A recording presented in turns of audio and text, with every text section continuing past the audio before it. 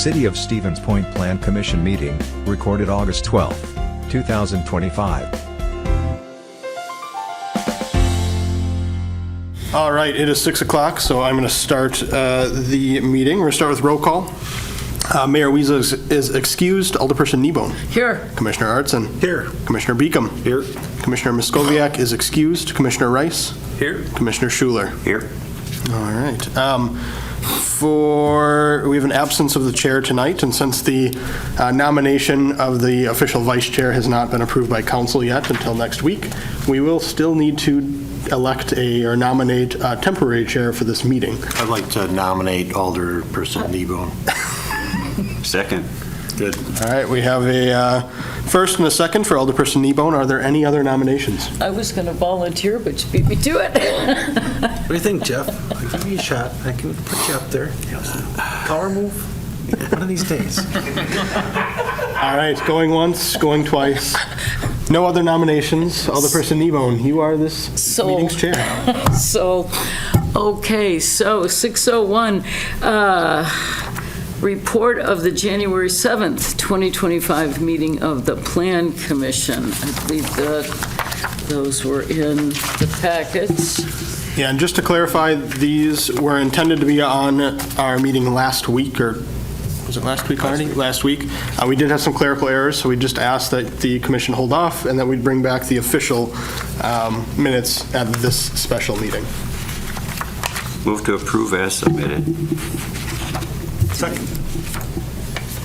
Do we need a motion for that, or did I believe you just got a motion and a second. Okay.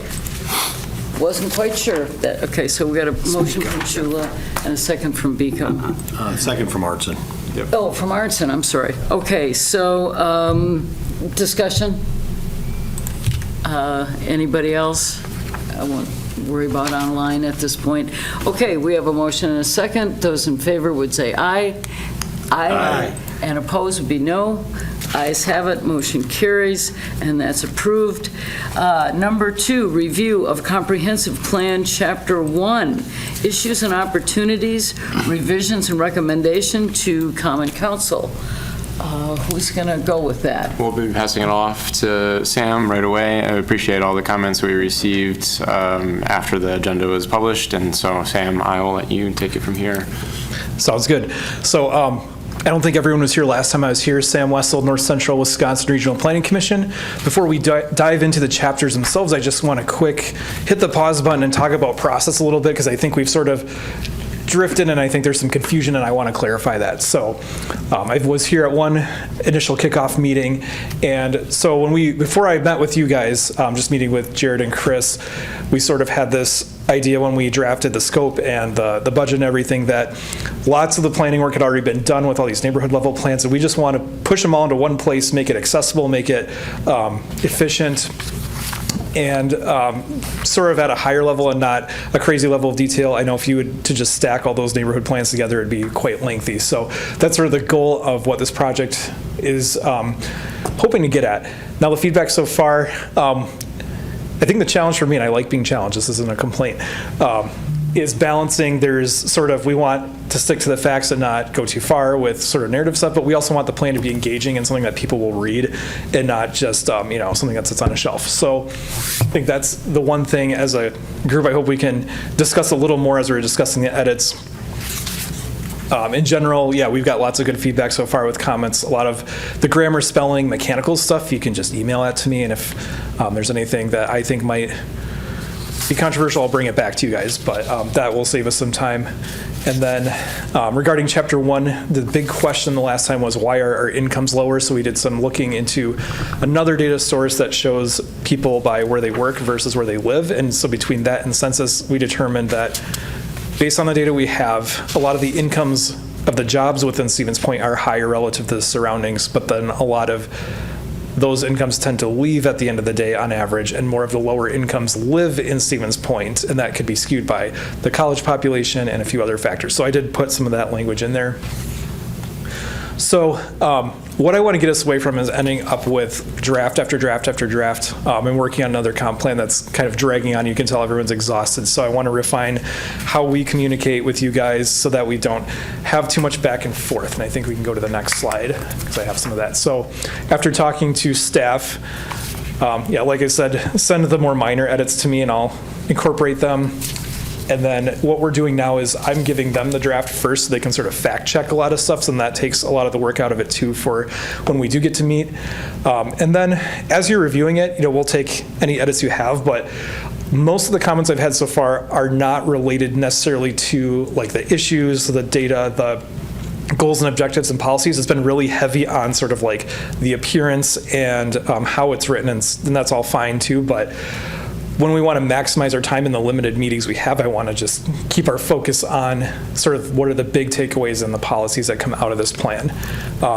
Goals, objectives, and policies is at the end of every chapter. And I know in the past, I think we had a nested one where each goal had specific objectives and policies underneath it, and you went goal by goal. And then this time, we just threw them all into goals, objectives, policies to just because they were coming from so many different places with all the other plans leading up to it. And that's sort of what staff said. Maybe we can go in that direction, but we can always go back to the old way too. I might have someone volunteer and do it because we'll just see what you guys think, I guess, as we get there. And then process, I don't know, Chris, if you want to mention the clarification for what was in the packet about the staff memo. Yeah, so I don't want to misinform. I have to thank Commissioner Schuler for pointing this out. So when it comes to Plan Commission's process here in reviewing the chapters, again, focusing on those high-level items, making sure the logic of the chapters are making sense, and that as we redline a chapter and bring it back for, I guess, a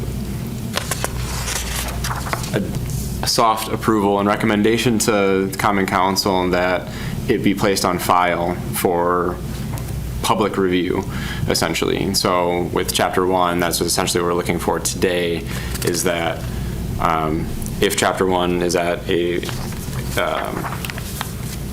an agreeable point that we can recommend to Common Council that Chapter 1 be placed on file and released to the public for review and input. So following this meeting, we would present it to Common Council, get their feedback, as well as issuing that out to the public for public survey. So moving forward, the process will be pretty simplified. Again, we will bring forward a rough draft of the chapter for your first review. We'll take your comments, provide a red line chapter for recommendation to Common Council to place on file, and then get public comment moving forward on the remainder of the chapters. And rather than redline, I think we agreed we're going to do the bulleted list like you did this time, where we just summarized it, just because the red line gets really clunky. And I'll explain why Chapter 1 changed quite so drastically, and we're going to try to avoid that in the future chapters as well. So did you have anything else? Yeah, so I have nothing else really to add other than we're trying to make sure that the edits, as you are recommending them, are communicated clearly, that from draft to draft, what changes are being made and why the logic, or I guess what logic we are using to approve those changes. So between the revisions, I will provide that narrative list similar to how I've provided in this agenda packet for the remainder of the chapters. So thank you for helping us through the review process to this point. It'll be a little bit clearer moving forward with the rest of the chapters. And as you guys get the packets, I'll try to keep them posted on our website as well, so that the public, if they stumble upon it, they can see it there as well. So Chapter 1, my big takeaway from the first meeting, I was under the impression that we wanted to shift from getting sort of away from this dry bureaucratic, I had it it was like reading a car manual or something. I will admit that's how my default writing style is. So then I attempted to make it a little more, narrative-like, that sort of explains it as it goes. But some feedback suggests that maybe I swung too far the other direction. So I just, I don't want to spend a ton of time on Chapter 1 tonight because we do have the other chapters to get to, but I just am looking for some discussion among you guys, what you think, which way do you want to lean? Did you prefer the original, or do you prefer the more recent one? And then there were some, I got a bunch of comments in an email too that were just related to, I can word things a little better. Those I don't think are going to be an issue.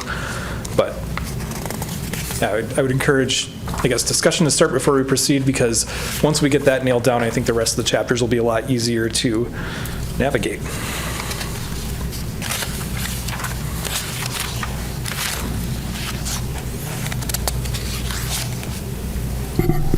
I'll make a comment.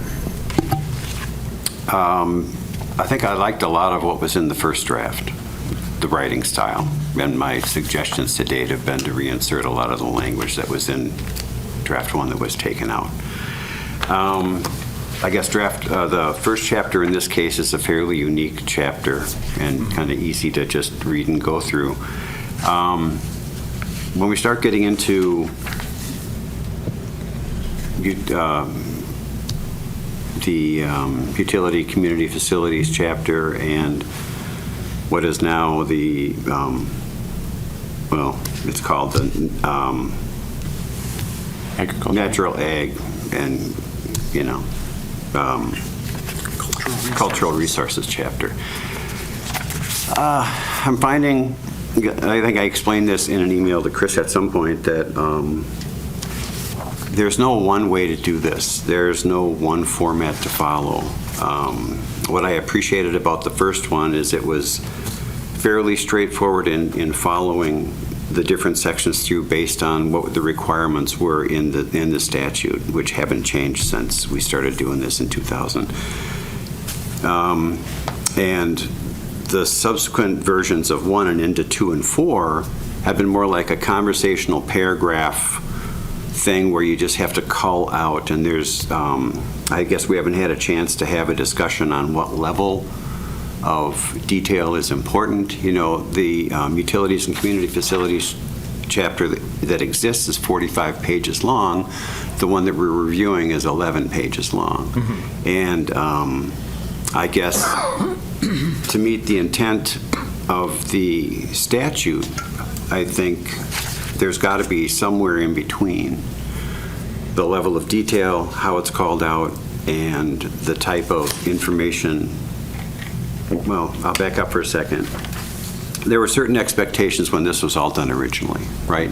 We did this right after the planning law was enacted. Snuck into the budget by Tommy Thompson, thank you.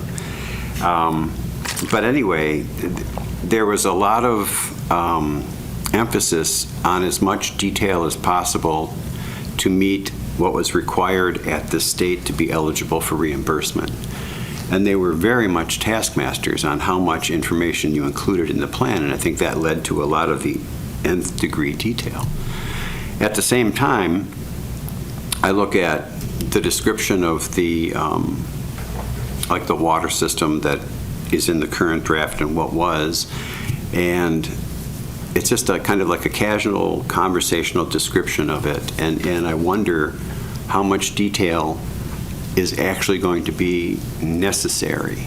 And I don't know, because we're dealing with an entire new time, an entirely new group of people, and an original plan that to some degree has been just disregarded or not paid attention to for 20 years, right? Mm-hmm. And so people will say it's old and it's whatever, you've heard that probably for 15 of the 20 years, or just there's too much.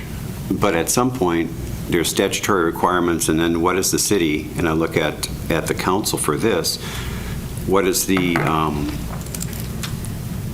council need to be able to properly support policies and implementation going forward across all 8 basically functional chapters of the plan, right? And so I'm not sure the current level of detail is what you need, but it's up to you to decide. And again, the council will change after that. And I think the farther we go along, the farther we get away from what the original intent of the statute was, and what is a reasonable approach to planning under those guidelines. And I guess that's my internal frustration with the process is I know what was, I know why what was, and I don't know what the most appropriate level of detail going forward is. And I don't know, we look to you for that a little bit, but also, we have sort of a charge to move through this and not get bogged down, but there's some parts that you can't avoid getting bogged down in. And to circle back to the expectations for a meeting, some of the things are typos, but some of the things are ideas for small changes that I've always felt, because when we send this to council looks at, this is the Planning Commission recommendation, these are our words, all of them. And we can never distance ourselves from our responsibility for saying that this is our document that we're giving to you to make it your document, right? So some of them require even just a nod by, the majority of the commissioners to say, yeah, okay, that's a cool change, do that. Insert that, take that out, flip those, whatever. So there's also this gray area between should it be then or than, and something more substantial. So that's another frustration, is how to best approach that, because nobody likes long meetings. We were in a 3.5-hour one the other night, but it also takes the time it takes. So that's a lot, but that's where my head's at when I look at this. Yeah, that makes sense. So my goal for the future ones is to have fewer changes between the drafts and the first one, and the first one was just maybe an overcorrection to what I perceived to be sort of a dissatisfaction with how it was originally set up. So I think once we get these first few nailed down, then the future ones will be a lot easier for me to follow. And I think maybe it's a compromise, but one idea is when you want to have as much information in one place, but you don't necessarily want to rewrite every other plan that you're referring to, is maybe lean more heavily on cross-references, or maybe just a snapshot from another plan, because that's what I see happen elsewhere too, is you want to include more and more, but then you're rewriting other plans, and then those plans get updated before this one gets updated, and then they may or may not say the same thing. So, well, I guess a couple things. I've always felt that the key is, much more so in this round of plan making than the original one, is to reference those plans that are responsible for the actual planning. If you look at water and wastewater, they have their own planning process, very technical for capacities, time of expansion, whatever else. The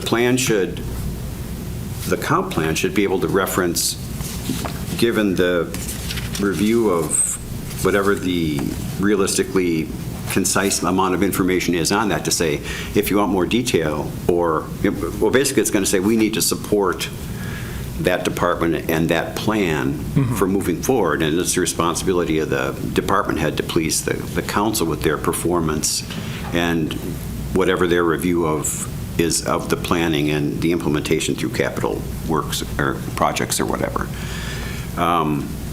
So I think that there needs to be as little of nuts and bolts planning in this plan. It's not meant to be an operations manual. It's meant to guide based on reasonable understanding of information. And the key is, how much information do you have to use to explain to people what the heck you're talking about, so you can justify the policies you're going to have in there, that the departments are going to say, okay, we're going to implement this based on the general policies of the plan. So. Yeah, and I think even a department head at one point, when they did internal review, asked me where I got something, and I said, well, that came from the old plan, so I wasn't there when it was made. But then I think we kept it in there and maybe just worded it differently, or I said something like previous planning, the previous comprehensive plan said this, is what I put it as one example. So, well, good, that's helpful. I don't know if anyone else has any thoughts now that you've seen more than one chapter, what you like or what you don't like.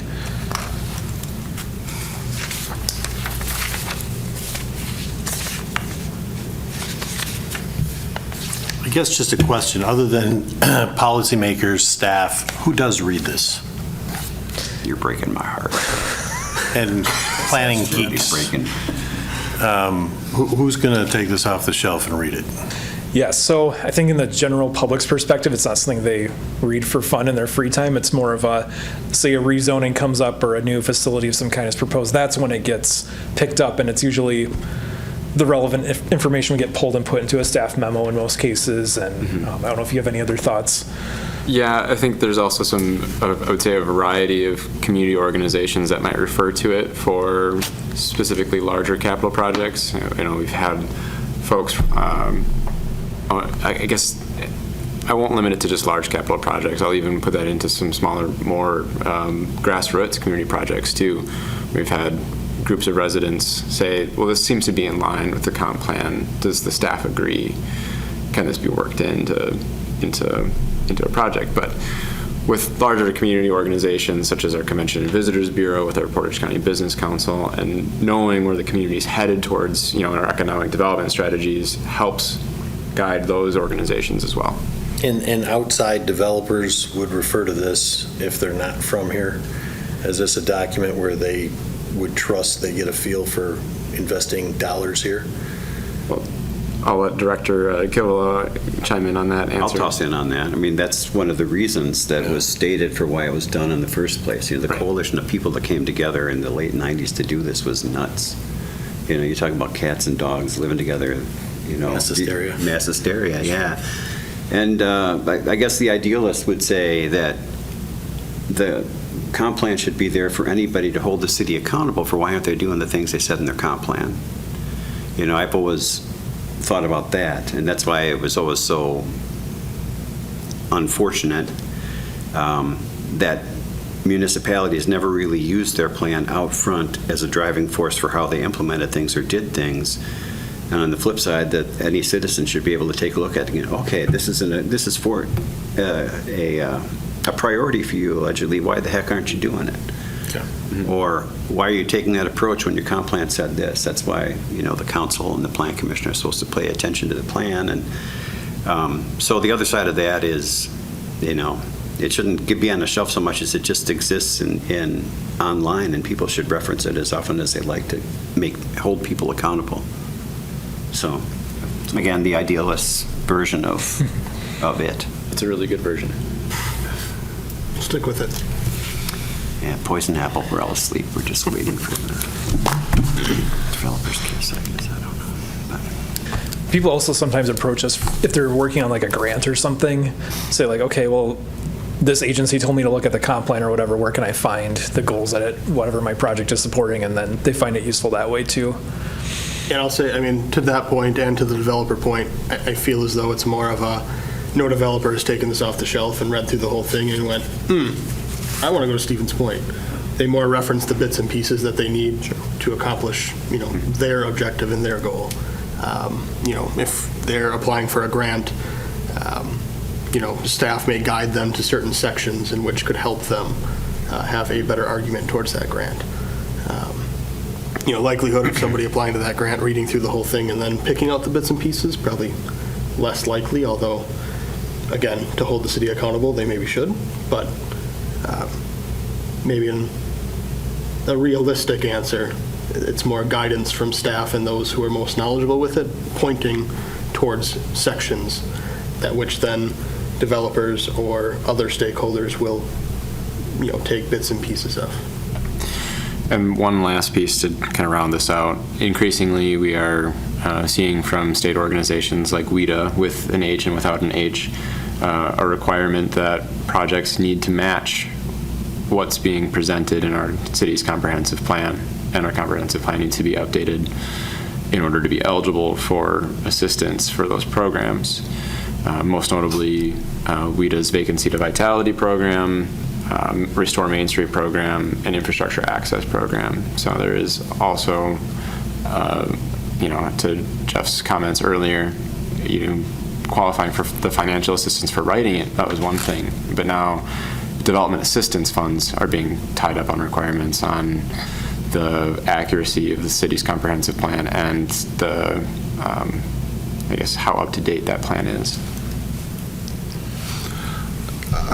Yeah, I'm not, I obviously don't have Jeff's history on where these came from. I remember when they came out, but I always viewed them as more of a resource document, a reference document. It's, these are the resources that are out there. And so with regard to perhaps how these chapters are put together, and I don't know that I don't know that they aren't, and I'm still processing these things, but, typically, again, you do an introduction of each section. This is what we're going to talk about, why we're going to talk about it, and then lay out the facts. And in many cases, the facts are what they are, but also resources, references, and you've done that in here. Jeff kind of referred to that a little bit, refer to the other plans. But that information is out there and referenceable. I don't know if you want to include links. I suppose they get old and bad. But that middle part is the objective. This is the information. These are the facts. And then maybe at the end, you're wrapping it all up, saying these are the resources we've got. This is the direction we want to go, and this is why we want to go in that direction. And so breaking it up maybe a little bit that way, that's, I guess, I write reports, that's kind of how I do it. But also the limit, I've looked at these things before, I'm not familiar with them, but I've looked at them as a reference. What was done, what were conditions, these things get dated, not supposed to be quite so dated, but once they come out, your resources are outdated. But anyway, it lets you know where this was at that point in time. And from there, at least you get an understanding of where they are and maybe extrapolate, depending on how much later it is, where it's at now. But I guess that's how I kind of see the usefulness of this document. Everyday people should consult it if they're looking at future theirs and their communities. Before they leave the house every morning. Well, not quite so much, but at least annually, I think. But I do want to remind you that the state considers this to be the cornerstone bedrock document for everything that you're allowed to do in terms of regulation as a city, right? You can't have zoning, you can't have subdivision ordinances without having a comprehensive plan. So they dug down and made this the basis for all of those actions that you take. That's what makes it important, and that kind of gets lost at times. All right. Yeah, no, I don't have a good appreciation for the real, the bedrock foundation of these things. I mean, it makes sense. Good to have a plan. I'm not noted for my planning, but it's good that somebody is, and at least have something you can fall back on to and say, here's the plan. And again, something that's referenceable and something to build on.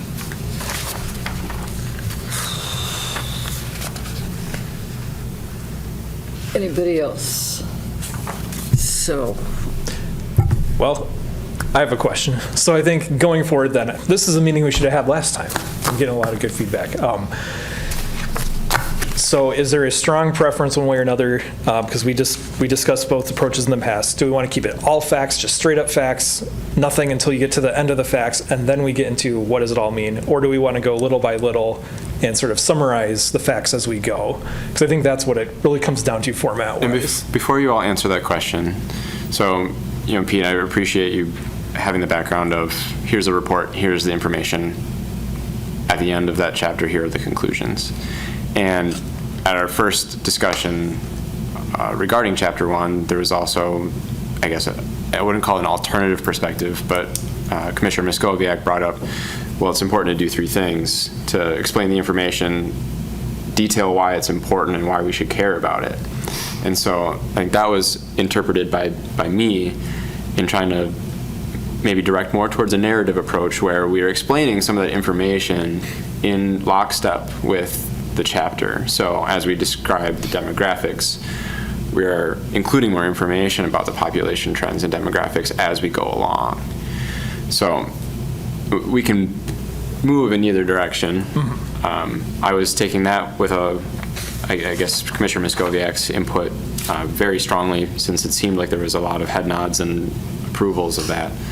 But we can transition back to that more fact-based discussion and just keep our 2-page summaries, and that's it for those conclusions, or add to that conclusion base.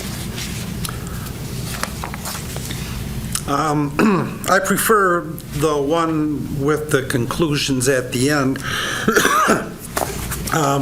But again, my purposes, historic report writing, have been perhaps different from this. Again, you're presenting investigation results, method, results, discussion, and recommendations. So that's kind of how I know how to write a report. I'm not very creative. I have read reports, I've had coworkers' reports, and we've disagreed on it, where presenting the results, they put little spins on it, using adjectives. I don't like adjectives until the very end. And, you put your spin on it, I guess, the middle part, by including what you include, I guess. You present the facts and you get to choose how they're presented, in order, and so there's maybe some gamesmanship in that. But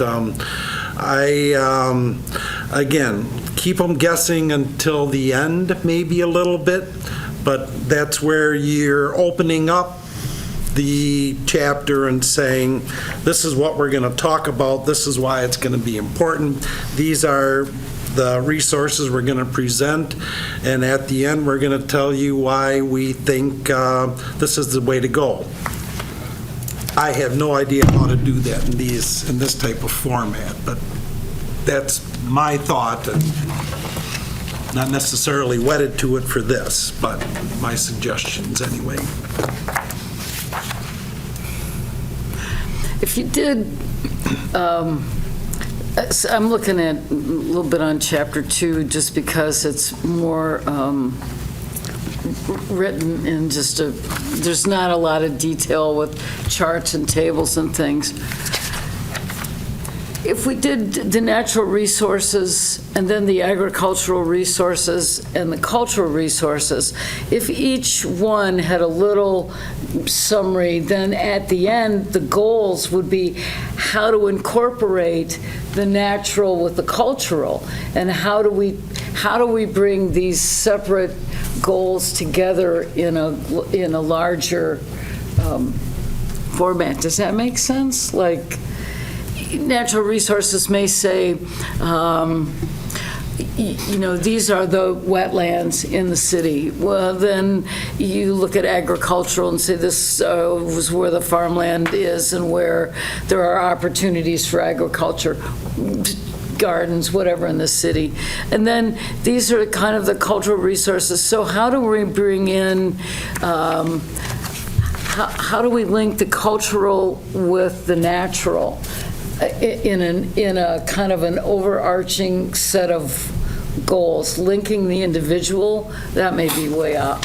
I don't know. I'm not explaining it very well at all, but at the end of the chapter, it should be how we incorporate the goals for the natural resources and the goals for the cultural resources, rather than just list the goals for this, the goals for this, the goals for this. Shouldn't we be figuring out how to put them all together and allow the cultural and the natural come together in a better way? I don't know. I don't know. I think I maybe have a sense of what you're trying to get at, and I guess I'd be inclined to say, like, how to not put it all necessarily. together. I don't because they are separate things. They just happen to be lumped together in this chapter, Yeah. and a lot of them do have unique goals. But that's a goal in and of itself. Is like, how do we link? Yeah. Sure, right. True enough. Combine, tether some of these things, because there's an interrelationship amongst those things. But I don't think all of the goals of the chapter have to necessarily link those things together. Sure, and some of them won't. Right, yeah, right. Obviously, there's plenty of independence as well as interdependence amongst those things.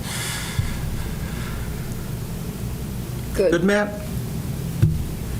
Like, do I have more to say? Yeah. I've always got more to say. I'm fine for right now. All right, well, let me jump in. Yeah. I just kind of an observation that, these things are grouped together as a chapter because these are kind of limiting conditions. So these are the things that will prevent change development, and so they're different, but they're similar. And is my understanding, maybe Jeff, you got some insights on how these were grouped in there, but your introduction section talks about it, and then really chapter 2 is it by design. These are limiting factors we got to deal with, and so we'll spell those out. These are the limitations. Future chapter will acknowledge those limitations or how they're going to be worked with or addressed.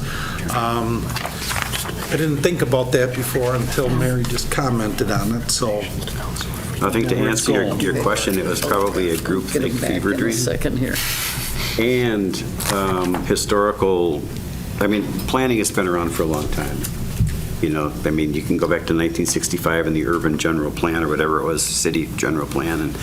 But there's been a lot of other places in the country that have structured the planning process this way. And Wisconsin didn't invent the wheel for how to go about this. It just makes sense, though, and you got the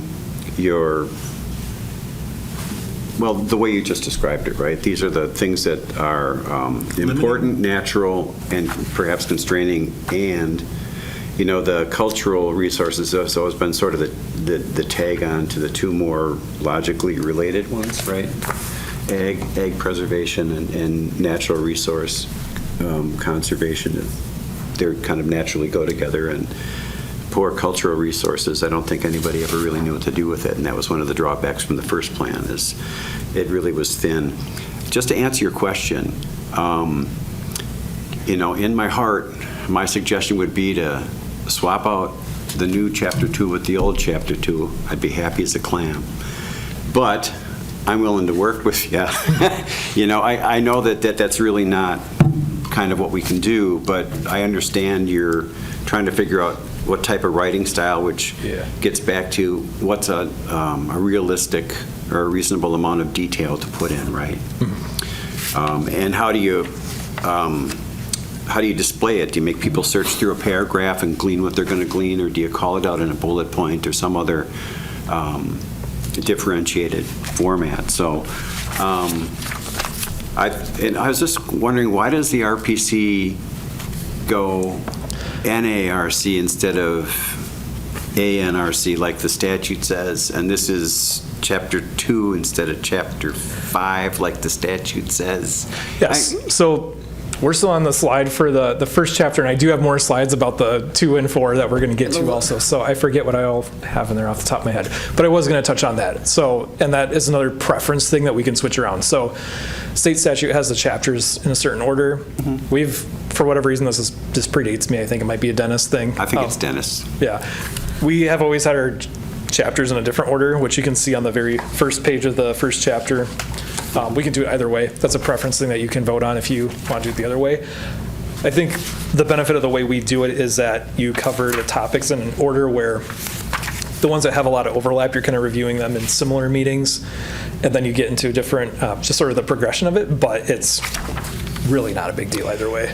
And I guess I'm not really rabid about it. It just seems like if you're trying to make, I think I explained this in an email, if you're trying to make a statute compliant plan, it's just kind of interesting to move things around and change the name of them. Yeah.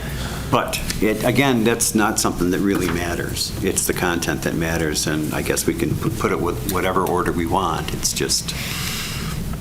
Well, if you want me to do it exactly how state statute has it, that's easy enough, and then it will be consistent throughout. So. Again, I don't really. It bugged me, but it's not like a life or death thing. Right. And, yeah. So again, it's what the rest of the group feels. It's not me. So I kind of avoid the back in my day comments as much as possible. But and I could go either way. It's all a matter of how much time do you want to spend talking about it. So, chapter 1. So if we could backpedal to the question at hand before we kind of moved over to chapter 2. So the question at hand was whether or not to move back to that fact-based approach where it's very simple, here's the information, or the more narrative approach for the rest of the chapters, where we are describing some of those conclusions and findings mixed into those sections of the chapter. And we got Pete's perspective on that, and I guess I would want to circle back if there are any other perspectives. And I think it's fine to do it that way, but I really strongly support Pete's idea of you have to bring it to a point at the end of the chapter. These are the things that we conclude about everything you just read.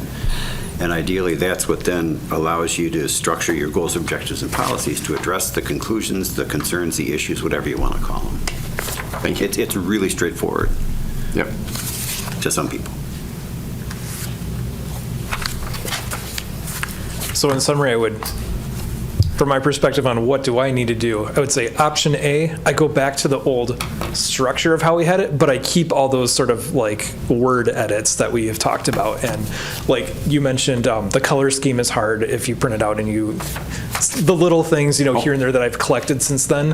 There's I'll a graph, retain. it's hard to read. It's hard to distinguish the colors. Yeah, I can retain the original sort of structure I had, but retain all those sort of smaller feedback type things. And I do have a few more I wanted to quick touch on too. Or option B would be just leave it as close to what it is now. I would say maybe if you really want to, you could do a motion and vote on it, or it's up to you guys. I mean, the things that have to be in chapter 1, this is presented pretty well, I think. I think we just go right through it and we come to some consensus at the end. I don't think we need a vote. I don't think we can vote. But it's not listed for action, so. So, Chapter 1, I think. yeah, it is. chapter 1, the original intent was for the commission to review it, kind of get it to a point in which they would like to bring it to council. Oh, it does say So- recommendation to council. Yeah. Okay, yeah. So I guess we're looking for direction on how to proceed, I guess. Should we be taking it back one more time, revising it back to the original, really honing in before Plan Commission sends a document to council? Well, you're not revising it back to the original. Yes, I guess, sorry, language. That's Make any okay. of Word's the good. changes you guys are discussing here, I guess. Kind Well, of Sam's options that he was going over. Yeah, I guess. In terms of more simplified, conclusions throughout or conclusions at the end? Those are just which Both. direction we want to head. Okay. Right? Because the way that the text has been going, it's a pretty reasonable discussion of what you're talking about, right? Yeah. But just at the end, But the I think you just pull out really what the high points are. And they can be repeating something from throughout, just to focus it there, or it can be an idea that's generated based on that. So Okay, so just beefing up the end of the chapter essentially. For just one. adding that section that says, okay, this is what this means to us. Okay. Because there's a lot of pages, and we need to tell people, okay, out of all this is what's important to us, and this is and that becomes the formation of how you're going to approach what you want to do about it, really. And Chris, do you want to bring up those 2-pagers that you've been working on? Yeah, so the commission has had a chance to look at the 2-pager for this chapter already at this point, and that to some degree addresses that concern, right? That summary, that 2-page summary that we intend to pull out and make available as a separate document is supposed to fill that gap or, serve that purpose of the conclusion section. But it sounds to me like there's more detail that should be written into the chapter itself. It's got to be in the chapter. Yeah. And that would be a summary. Well, of and it that. would be included in the chapter. Yes, we're embedding those into the plan. So, Okay.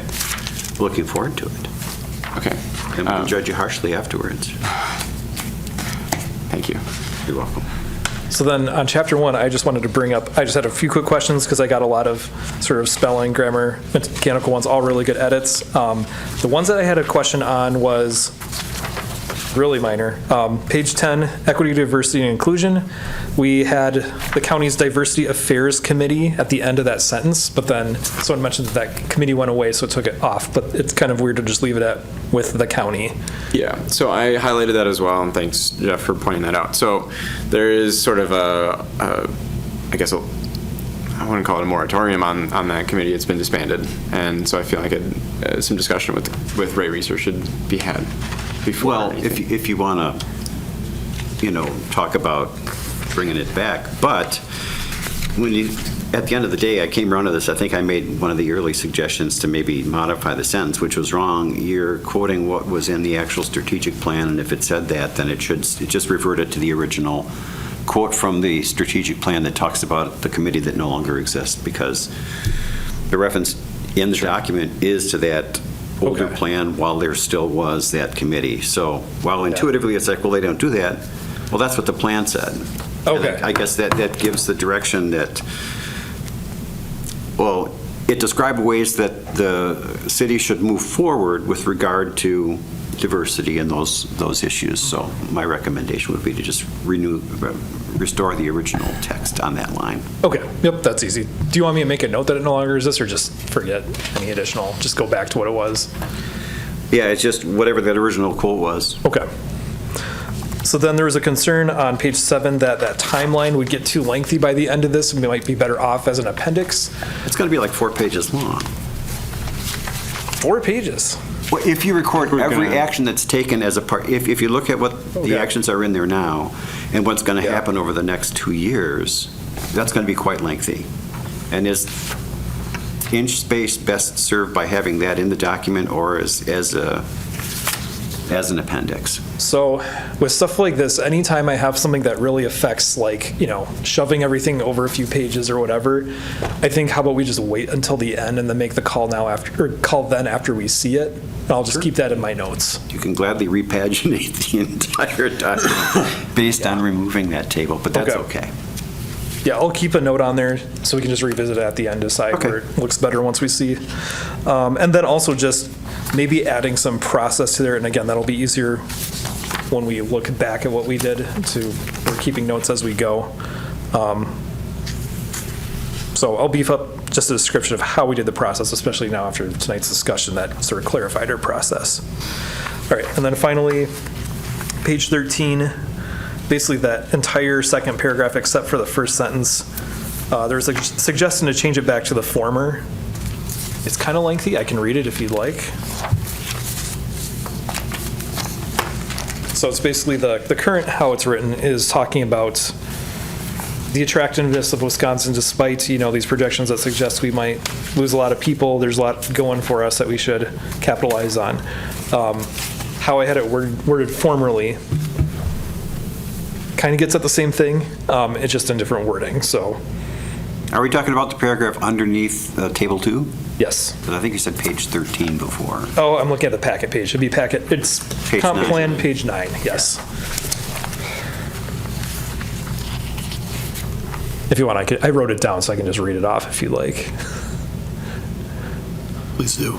All right, so the way I had it before said, should conditions change that increase the number of people moving to the community from other parts of Wisconsin, other states, or other countries, the decline may not be as pronounced, and it could even reverse itself. Therefore, NCWRPC has included a hypothetical projection based on the city's growth rate per decade between 2000 and 2020, which was 4.8%. This provides a range of possibilities for future planning purposes.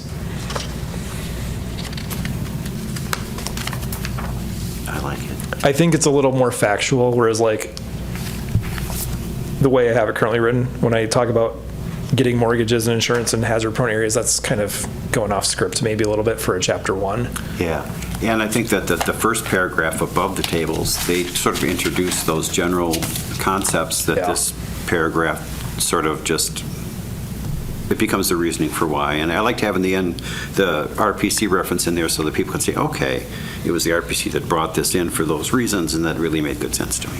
Because that's how we're doing it in our regional comp plan, which is wrapping up right now too. So I'm okay making that change unless there's a strong objection from somewhere. Hearing none. All right. That's all I have for chapter 1. All right, so I guess acknowledging that there are some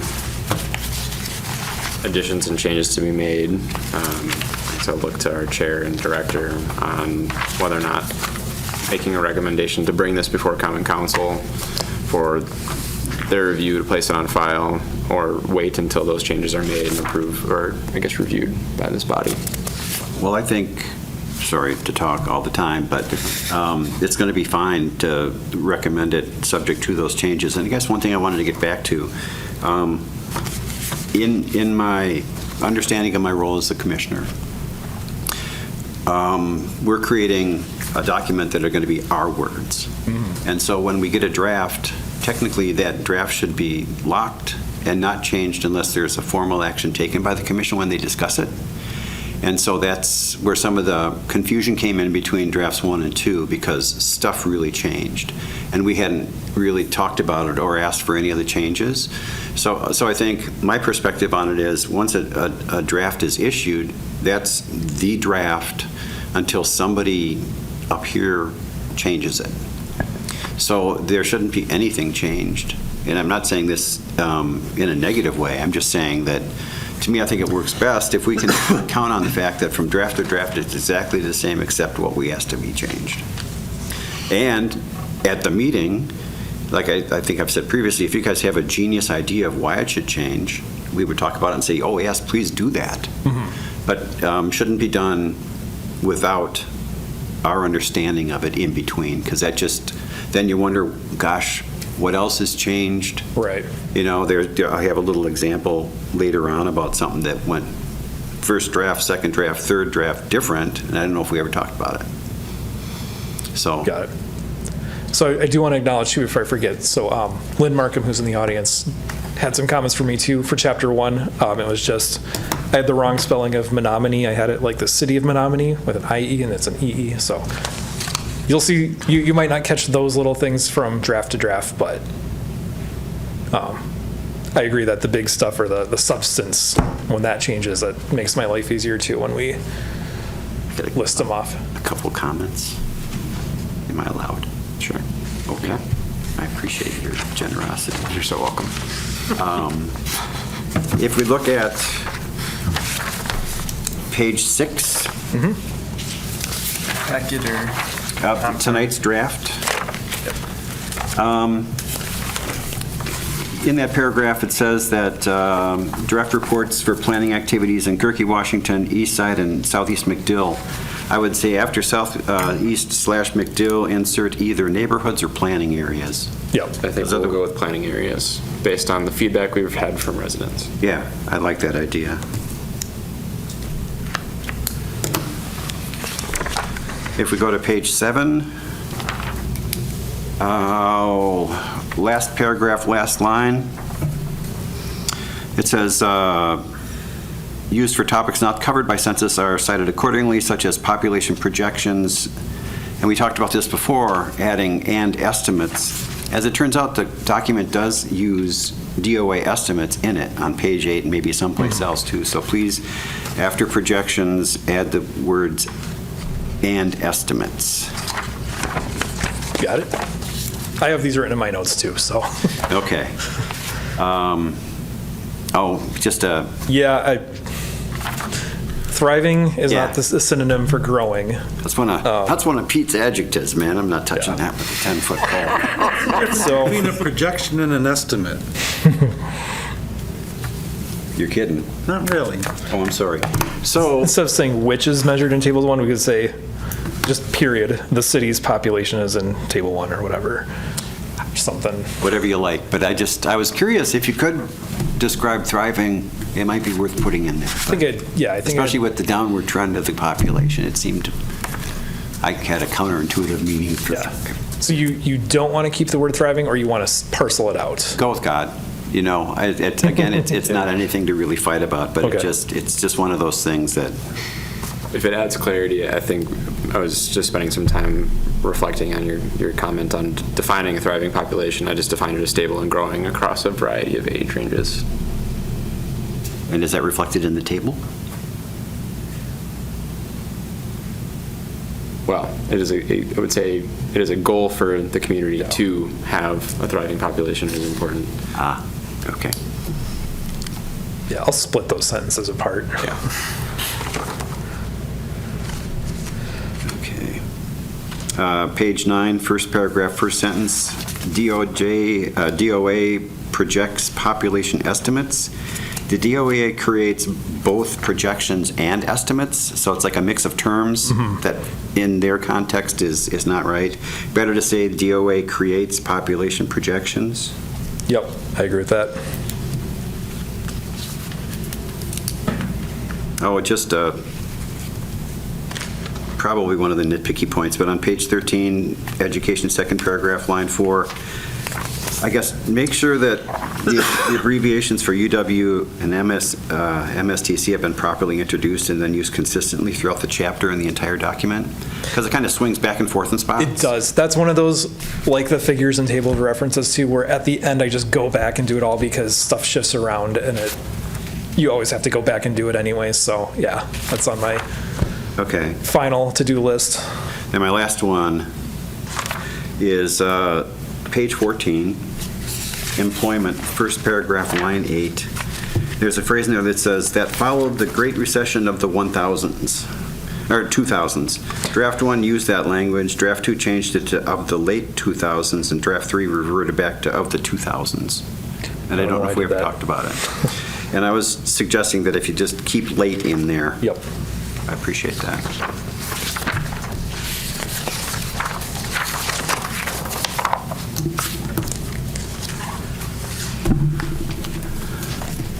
With that, I would make a motion to recommend, and well, for discussion, I guess, to recommend this for review and by the council. Okay, do we have a second? I'd second. Second by Rice. So we have a motion by Schuler and a second by Rice to advance this to the council for their approval. And to clarify, that's with your stated changes as well? As amended. Yeah. Okay. As amended. And I didn't make the motion to cut off any further discussion. Hopefully that's not a byproduct. So any other comments? Well, we'll take a vote then. All those in favor would say aye. Aye. Opposed would be no. Motion passes, and Chapter 1 will go forward to the council as amended for review. Item number 3, review of draft comprehensive plan, Chapter 2, natural, agricultural, and cultural resources. Jerry, would you mind advancing the slides? Oh, yep. All right, so as somebody mentioned, there's not as many of the tables and graphics like there were in Chapter 1. We hope to have a few more numbers. So there's been a barrier with GIS with some turnover, and we'll eventually hopefully get some acreages of things like wetlands, floodplains. I don't think I have those in there yet. Or did we get them? We did provide those. Oh, we did. That's right. But I'm not sure if they included in the draft, but we should have the maps for you on those. Okay. So there's some calculations throughout the plan that will be derived from mapping, and those might come a little bit later, but I just wanted to point that out in case there was confusion. I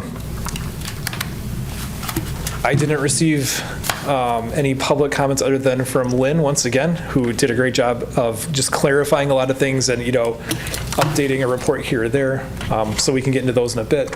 But, for the most part, not a ton changes in terms of like your base. Your bedrock's the same, your climate's relatively the same, but there's still plenty of room to upgrade and improve as we go. So what I really want to get into before we get to the nitty-gritty of the formatting and the edits and all that is how detailed do we want to get into, I think the biggest ones would probably be climate change, water quality, and renewable energy, particularly because some of those topics can be a really heavy lift. And, like the water quality stuff, there's already a bunch of reports that we put in here and some even more that Lynn provided.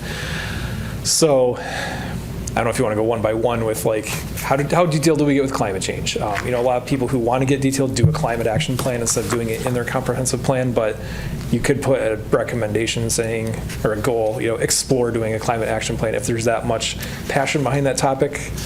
Some people don't want to touch that topic at all, so I think that's probably one of the biggest things we have to discuss in terms of how far to go with it in a comprehensive plan. Well, I guess I'll look to the commissioners, but I guess some background too on some of those plans, or I guess an avenue for if this body does not author those recommendations in a very detailed manner. We do have a sustainability commission, and I'm not sure if we have an opportunity to leverage that body to get more into the detail of authoring that level of work. But I guess with that information, I'm just open up discussion. Is the issues section the first place it shows up in the chapter? We shifted those right before goals, objectives, and policies, because I think that was a suggestion at the last meeting to move it towards the back. Yeah, but I mean, it's in the, what would be the descriptive background part of the chapter, there's no mention of it. And I guess there should be. If it's going to be a concern at the end of the day, there needs to be some history or description of how and why it's important, would be my comment on that. Oh, so you're saying it's in the issues, but it's not mentioned until you get to the issues? Well, there's a one paragraph climate, which I have a comment on about the frost dates. You need to flip the last and the first. Oh. Otherwise, we'd be growing during the winter, which would be weird. It has to be page 24, Yep. climate, fifth line. It says that the average dates of the first and last frost are May 11th and October 1st, which would mean we would grow after October 1st through May, which I don't think we do.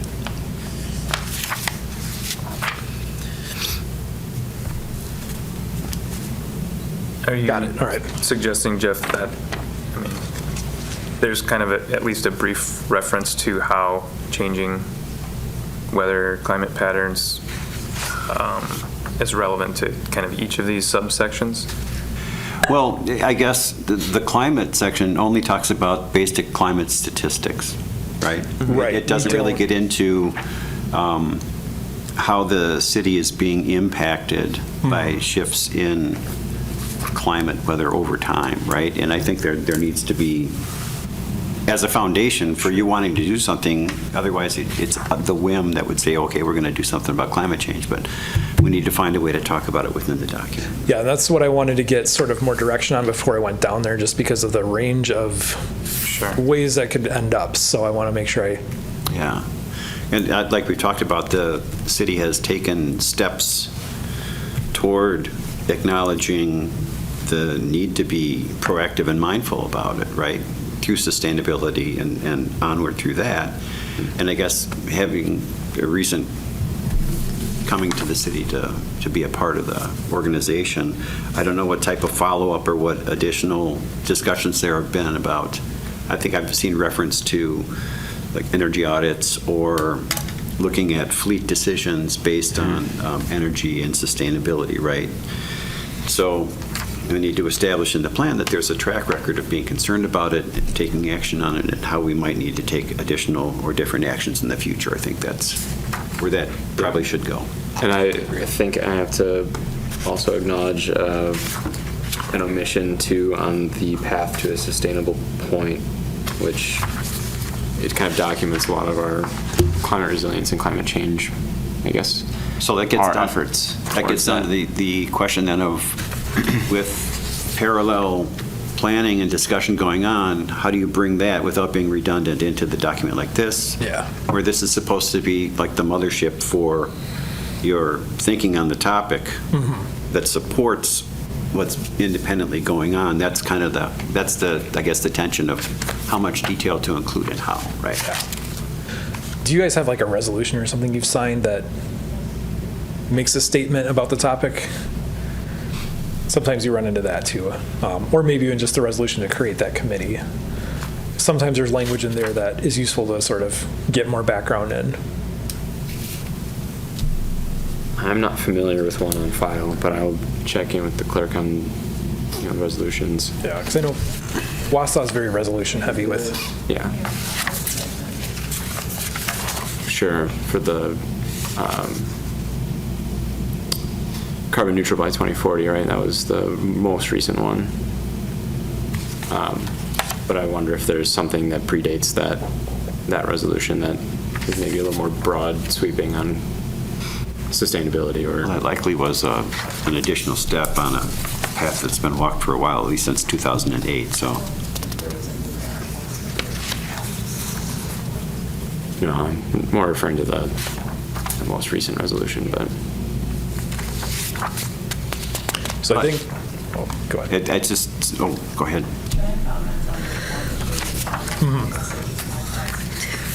think it's good. And I guess we'd probably have you come up to the podium, just so everybody online can see as well. Sorry.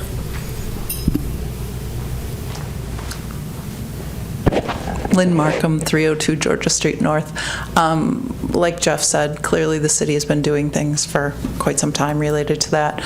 I would suggest that you refer to Wiki in terms of temperature changes, precipitation, and whatever you can pull out in terms of increased rainstorms, larger rainstorms in terms of flooding. And then talk about at least the general categories of mitigation, like our current sustainability committee is working on, as well as adaptation. What are we doing related to flooding? And we've had some issues with that too. And then refer back to the plans in terms of specifics, like related to energy efficiency or renewables, just to start.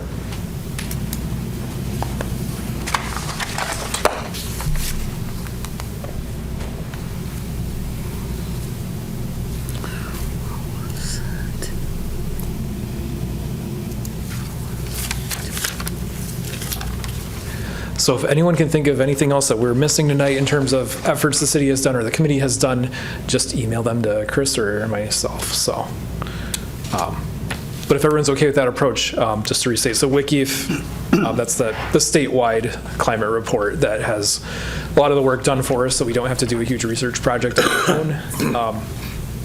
I could take a crack at basically that same outline. We're starting with the data, moving into efforts, and then what comes next, and getting that in this chapter. Does that work for everyone?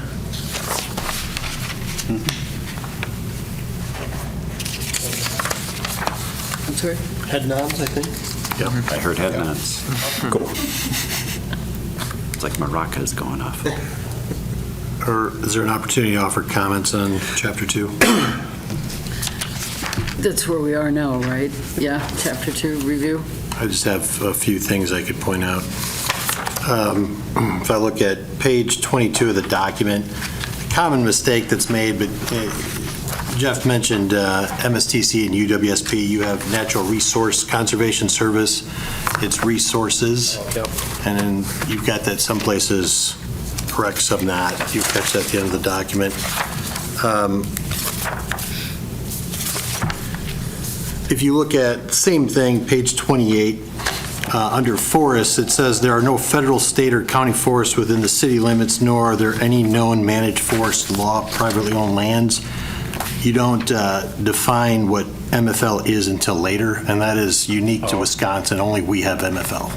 So maybe just adding WDNR there. If you go to page 33 in the document, talking about Golden Sands RCMD, last line, they assist volunteers, citizen groups, and government agencies with water farming and forestry projects. Primarily, they work with farmers and landowners. So they assist the other groups, but they're helping them with practices and can work with the other ones. So maybe just specifying that. I think most people would understand that, but the way it's worded. The next page, page 34, under NRCS conservation programs, the last line before the bullets is NRCS provides funding opportunities for agricultural producers and other landowners through these programs. They have a lot more programs than that, and I would argue EQIP is probably their flagship program, and most people more people use that here and anywhere than anything else. So it's a selective list, maybe just changing that sentence to say it's including these programs. I don't know how we selected the list. CRP is FSA's program, so I don't know that it matters. It does say by USDA's Farm Service Agency, but that's a different agency within USDA. NRCS is its sibling agency. And then on page 35, under policies, number 5, encourage trees, native landscaping, and neighborhood scale agriculture. I would say the word diversity for trees is important. If you go back to page 22, it does reference that in the Stevens Point tree inventory, one of the things was diversity of tree species. And so if you're talking city trees, for example, a lot of communities used ash for years because it was easy, and emerald ash borer now created problems for. So the primary, what we've learned from that when it comes to urban planning is just diversity of tree species. I might suggest including that. And last one, because it is a policy recommendation, update the city's hazard mitigation plan every 5 years to meet FEMA requirements. I don't know if FEMA's going to be there in 5 years. Right. And so, obviously USDA is going through its reorg. And so I don't know how fluid this plan is. If FEMA goes away, what does that look like for something like that? That's a good question. We could always write or let's say another future agency or any relevant agency's standards. You could keep it more broad, FEMA or because if FEMA goes away, I don't think we'll get penalized. Yeah. But at the same time, it's a reality that stuff is up in the air right now. This chapter is that's a tough time for this chapter. Yeah. So. Yeah, I guess just wondering though, update the city's hazard mitigation plan every 5 years. Just because it's a good idea to reevaluate your hazards. That ties in with the climate change issue, political change. So period. Period. I hadn't thought of it before again, but we shouldn't need a federal agency to prompt us to reevaluate our mitigation, especially in a comprehensive planning document, which is something we should do. I wish they were just based on federal funding. And Yep. Well, and there's that too. That's where that 5-year comes from. Yep. Yeah. But So, I don't have a problem with that. that's an aspiration, absolutely. Is Pete's suggestion of that change an agreeable change across the board? Well, did you suggest, or some other, I guess the implication is that we're doing it because somebody tells us to, or some other, and... Can it be meet federal requirements? If it's tied to federal funding? Yeah, I'm just wondering, is that the driver? I think the driver is stating the requirements to qualify for funding so that people remember to do it on time versus are we going to do it or not going to do it? And the question is, would the city vote to do it if they had to pay for the whole thing? Right. And no, maybe, as long as this is valid, let's include it. If it gets eliminated sometime. Well, I say include it either way, because it's something that you should plan for, and the details are who's paying for it. But the actual act itself of the planning should be something that is a policy. So like one, you said, with period. one thing you could just add on to that sentence is, and monitor changes in, policy for this topic or something like that, so that it keeps you sort of flexible if things were to change. Yeah, I don't feel particularly strongly about anything, but just tossed it out there. Okay. Anything? Any changes? Well, some things. I'll make the changes if I know how to do them. Do you have enough direction on that one? If there's no change, I didn't write anything down because I don't know if No anyone change? decided on one, but Keep it as is? I'm good with the way it is, too. There you go. all right. And then is everybody agreeable with Commissioner Beacomb's noted changes that he went through? I concur. Yes. Fantastic. And that one change about the programs that you mentioned and how there's far more, Yeah, you have that on hand? What's that? Do you have that on hand that you could? Yeah, if shoot you me go an to email? NRCS's website and their programs, most of what Okay. you have is listed. And so their primary ones here, like EWP, which is Emergency Watershed Protection Program, that's probably not as relevant here as it would be on the coast or for wildfire. Yeah. But EQIP is something that a lot of small farms use because they're able to, either diversity of crop or things. And so that's one that that's their top program. RCPP has more money, but EQIP is probably the most used program. So, Okay.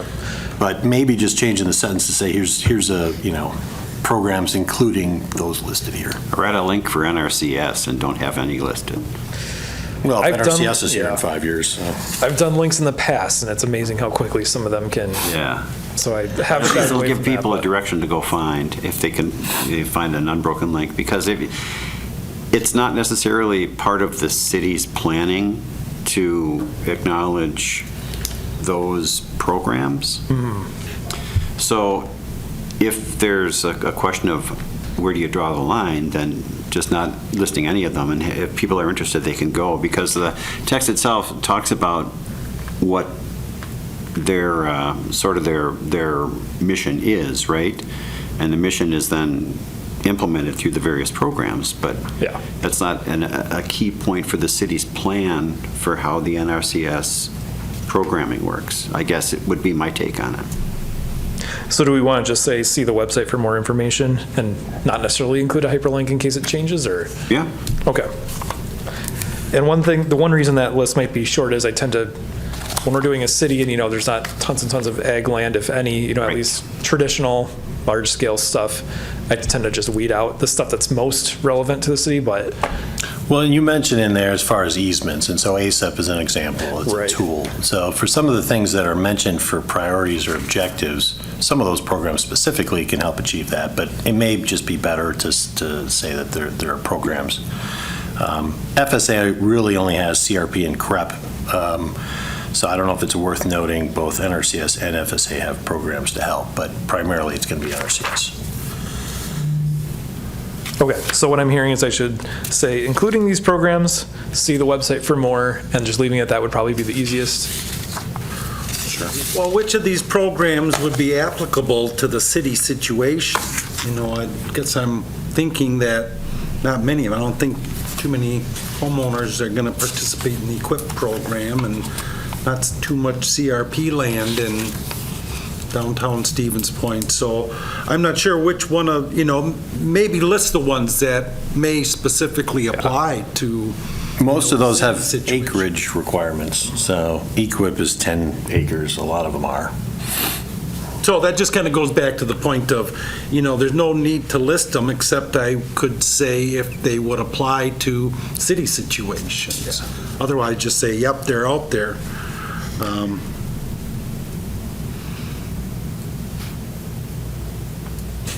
See website. Yeah, see website's good. I mean, if we list too many, we're not going to get penalized. If we say see website, we get all the ones we missed.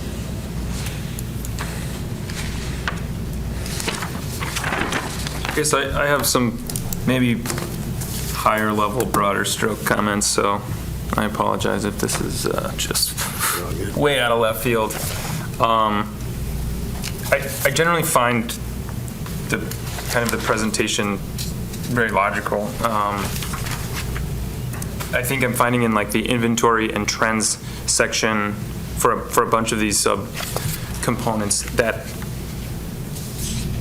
I, as a relative layperson, it's helpful for me to see the trends component, right? I want to see the recent change or recent trajectory, right? To me, that is what is identifying whether or not something is an issue and why it's an issue. And I know we talked a little bit about trying to add, again, charts or data or something like that. I think that will be an important part, and I know that's kind of on your radar. So yeah, obviously doing your best to be selective about, what is the thing that illustrates, as you guys deem fit, like what's the best illustration of the recent trajectory for each of these sections. Again, I just think that would go a long way for, again, me or kind of general citizens if we do look at the issues and then goals and policies, and I want to know why those are what they are, I can get that snapshot pretty quickly. But otherwise, I think there's the logic of the presentation is there for me. I guess related to agriculture, and I had kind of similar thoughts about some items in the other chapters. I assumed kind of the same thing, right? Like, we don't farm in the city, so like we don't have these resources. But is it valuable or appropriate to kind of acknowledge the city's role in the greater agricultural ecosystem here? And I think it was a little bit, and whether or not that should be fleshed out. Even, as example, like, the cold storage industry that has popped up here, adjacent, agribusiness stuff. And then somewhat related to Mary's comment earlier, there's kind of these synergy between things, but there's an opportunity to maybe start speaking to kind of the intergovernmental relationship stuff, right? Agriculture is not Stevens Point's resource, but it's something that we have to contribute to in ensuring that it's a greater community resource. And so is it appropriate in this section to I guess kind of touch on that, like acknowledge like this isn't our thing that we have ultimate control of as like the primary resource, but we have a unique opportunity as the urban center in the area to play a significant role. And then maybe even examples like Farm Shed, and I don't know, there's some other ag adjacent stuff, and I don't know, maybe that's, again, it's not direct enough for this section, but I think there's opportunity to expand on a section that by comparison to like the natural resources is half a page versus 6 pages or something like that, and it feels like there's opportunity for some expansion in there. And I guess I thought about it. Are community gardens something that should be called out? And maybe it was, but is that a resources? I don't think there are any city-sponsored. There may be some gardens on city land. Didn't we just approve so not too long? They're planting fruit trees in areas where, like in cul-de-sac areas where the fruit not picked won't just fall and rot. But so the city forester is adding things that people could harvest for themselves in public spaces. All right. And so, correct, under the resources programs, the Golden Sands Resource Conservation and Development does manage some of the community gardens that are in the city of Stevens Point. Right now, as far as I'm aware, there are 2 plus a third that's under construction. That's a little bit larger in scale. And unless there's something else to come back to, I think, to address some of the comments from Commissioner Rice. Well, I guess I'd just like to add in the farmers market too. Is that a resource we'd want to include? And actually, maybe the CSAs that participate here, that's more of a regional thing, but that is a dynamic component in the city. I mean, we got a fairly substantial organic organic food population, and I don't know if is that something to call out? This is important in Stevens Point. I don't know if you got the resources to say, based on this and this and this, this is an important aspect. But we do have some data from the farmers market from 2022, 2023. I think Taylor Christensen at the time had compiled some data from for her work throughout the region and the region's farmers markets and how economically productive our farmers market is. And actually, I mean, we got it year-round. We got it down at the square and then elsewhere that shows the support. I mean, I don't know how many communities have a year-round farmers market, winter farmers market. It's mentioned briefly in the agricultural infrastructure, but not like the year-round, things like that. It doesn't go into any strong detail, so. Well, that's a comment I had about that particular section. I guess this is on page 30. In terms of crops, livestock, poultry, and productive areas, there's really nothing point-specific about that, and I was wondering why it was included. Yeah, it was getting at that sort of overlap where it's not a city thing, but it directly is our surroundings and influences the local economy and that sort of thing. That's just straight from the county plan as Yeah, more no, of an FYI than anything. It just seemed kind of a toss-in, because I didn't see any greater attempt to connect the city's role to the larger region, right, other than we live in the middle of farm stuff. Yeah. Then also with the community gardens would be a good addition. What about Central Rivers Farm Shed? That's certainly a long-standing organization in the city, and I was wondering if there are any other ag-related organizations. Bucket Ruckus composting service. Is that in the city? It is, yeah. They service residents in the city. You Okay. sign up and pay a fee, and they give me a 5-gallon bucket every other week, and I fill it with everything from chicken carcasses to, whatever's. And then they pick it up, and it's composted and used in one of the organic farms that supplies the farmer's market. So I guess we need to maybe just think a little more broadly about what would qualify as the city's attachment to agricultural infrastructure. And this is all helpful because it's not always stuff where if I'm searching around, it's obvious, whereas people who are involved in it know it, much better than I do. So. And Jeff, to clarify, in the sections that were pulled from the county plan, you just want more information added to show the connection between Or get rid that of it. and the city, or remove it. Yeah, right. Yeah. To me, there has to be a reason for it to be there, or it's just an add-on. So I think Doesn't there make are any sense to some me. good cases in point where we could maybe point to a connection, say, in our economic development chapter, but to maybe point out at the beginning of that section to illustrate that we're documenting these regional resources and trends because it has an impact on our economic development chapter further discussed. I look forward to seeing if it makes sense. And the ag infrastructure, I think, is where we can add some of those more smaller programs we just talked about, like the composting and the farm shed and all that, or that could maybe go in programs too. So what I'm proposing is, since we're adding quite a bit to this chapter, the areas that are new, because they're not edits necessarily, I will just highlight them so that they pop so you can see what's been added. Perfect. And just kind of tying into this conversation of what's in the city and what impacts the city, Objective 4, support renewable energy opportunities that do not negatively impact the city's future growth area. If we're talking about renewable energy installations, beyond just impacting development, a lot of those impact conservation and they impact ag lands. So we lose ag lands to have wind farms, kind of green wins, green loses. So you just, either that's an aside or that's something that's not relevant there. But I do feel like that's a factor as you explore renewable energy. What's the offset? What's the counter for that?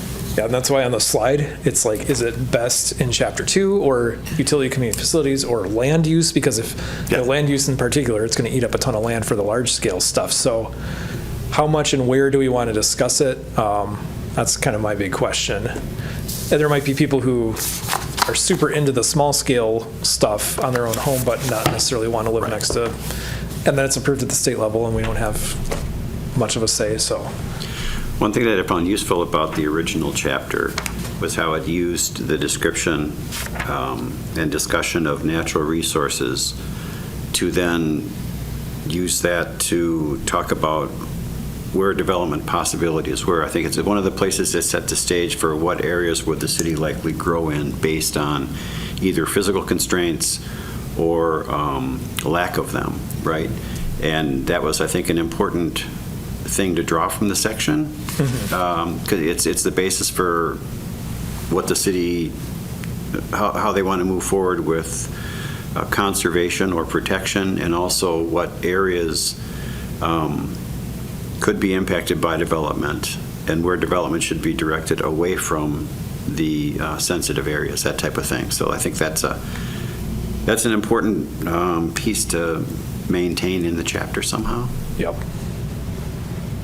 Yeah, that'll be even better when we have more mapping too, when you have the future land use versus the natural features and that sort of thing too. But I'll try to, well, I'm going to revisit all the former chapters anyway, and then just anything I pull in that I add to, I'll highlight. So it's clear that that wasn't reviewed the last time and it's a new thing to take a look at. I was looking at page 28, the forests and wildlife habitat paragraphs, and I didn't see any mention of Tree City USA or Bird City or anything like that. Yes, Lynn's comments had some of that in there too. Okay. So I've got notes from that. But Okay. And then the threatened and endangered species, I mean, I was wondering if there's anything relating specifically to Stevens Point, or was it just like useful generica? in terms of the actual species or what to do about it? Listing of the endangered species, it doesn't in any way tie to the city. Right. So They're it's just just saying like they're- we live in this environment where there's endangered species, but Mm-hmm. it doesn't talk about the useful part of if any of the mapping or previous work has identified Yeah. things in Stevens Point that we need to really be mindful of. Yeah, Other than that's that, good. it's just like, well, they're all around. Yeah, because the big one I think of is past plans talking about reserving sort of drainage patterns as wildlife corridors, transportation corridors for like bikes and pedestrians, not for. Yeah. That's not endangered So I could make a species. clearer connection there potentially.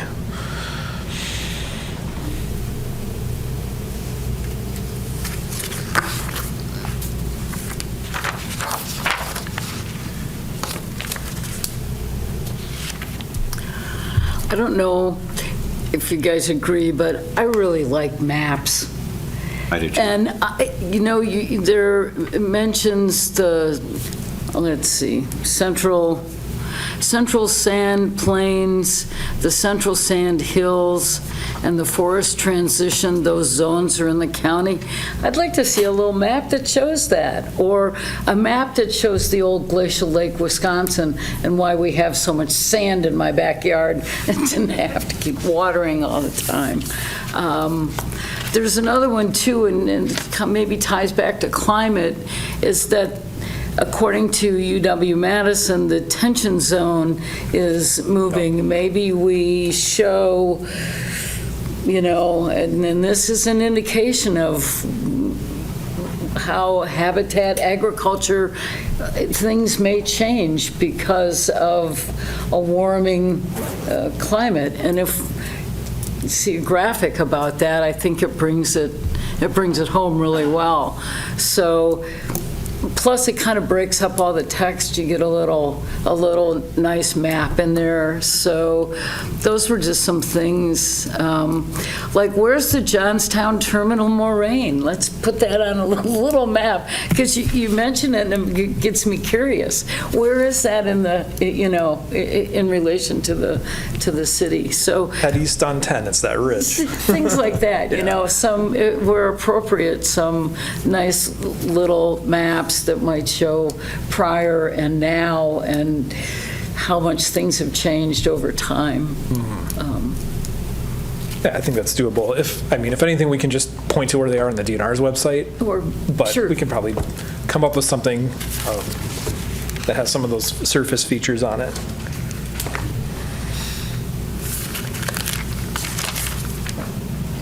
I got another couple of comments. Yeah, That's what. go for it. Page 23, the geography section. I was curious why all the political and municipal info, that's like the whole first paragraph, second paragraph, the first two sentences, and the last sentence, that's kind of redundant based on the municipal boundaries and adjacencies that were talked about in the IO chapter. And it didn't seem to make sense from a geography standpoint. It just seemed like it was redundant. We can strike that paragraph. What do you think about the remaining three paragraphs? Well, I was wondering how paragraphs 3 and 4 related to Stevens Point. And it gets back to the tension zone and other describing the various planes, but I guess there's no reference to point in there, so there's a way to, with words, locate us within Yeah. the description. And maybe the map would be useful there, too. I guess they're worth 1,000 words. I'm not. It's like egg, where I thought, well, you guys aren't on an island, so it's going to give a description of what's in your immediate backyard in terms of, but yeah, tying it all back to, okay, why do we care? I'll work with that and see what I can do there. Yeah, the second paragraph, I did want to give somewhat of a sense of the built environment as part of geography too, not just the natural environment as just something to include, but feel free to weigh in. Well, let's see what you do with the rest of it, and then we'll know. All right. Just a question based on past experience. Are all the pictures that are going to be in the document actually pictures of Stevens Point?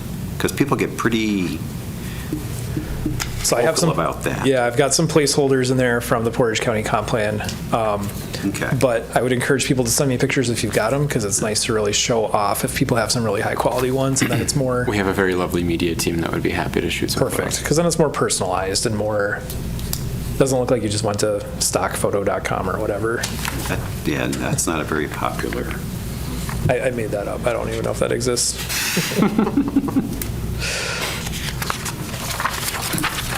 Okay, also on page 24, the surface water, first paragraph, lines 6 and 7, talk about Moses Creek as this underground connection has the possibility to be daylit in the future. And I was wondering, wasn't this discussed in the relatively near past by the city and the idea found not feasible? I think it was part of probably the targeted master plan. It was, I do recall at least some conversation. yeah, it was Body. originally discussed in the 2018 attempt to revise the downtown targeted area master plan to evaluate if Moses or Mosey's Creek could be daylit. And it was found to be financially, at that point in time, pretty burdensome. And so at that point, the targeted area master plan opted to not daylight the creek, but it still could be in the future or some other point in time. But the Maybe official something to it. county or the city policy is that if development pans out as per the targeted master plan, it would not. So the official planning for that area does not include it. Correct. Does not include it The at this question is, point do in we time. still want to include it as a possibility?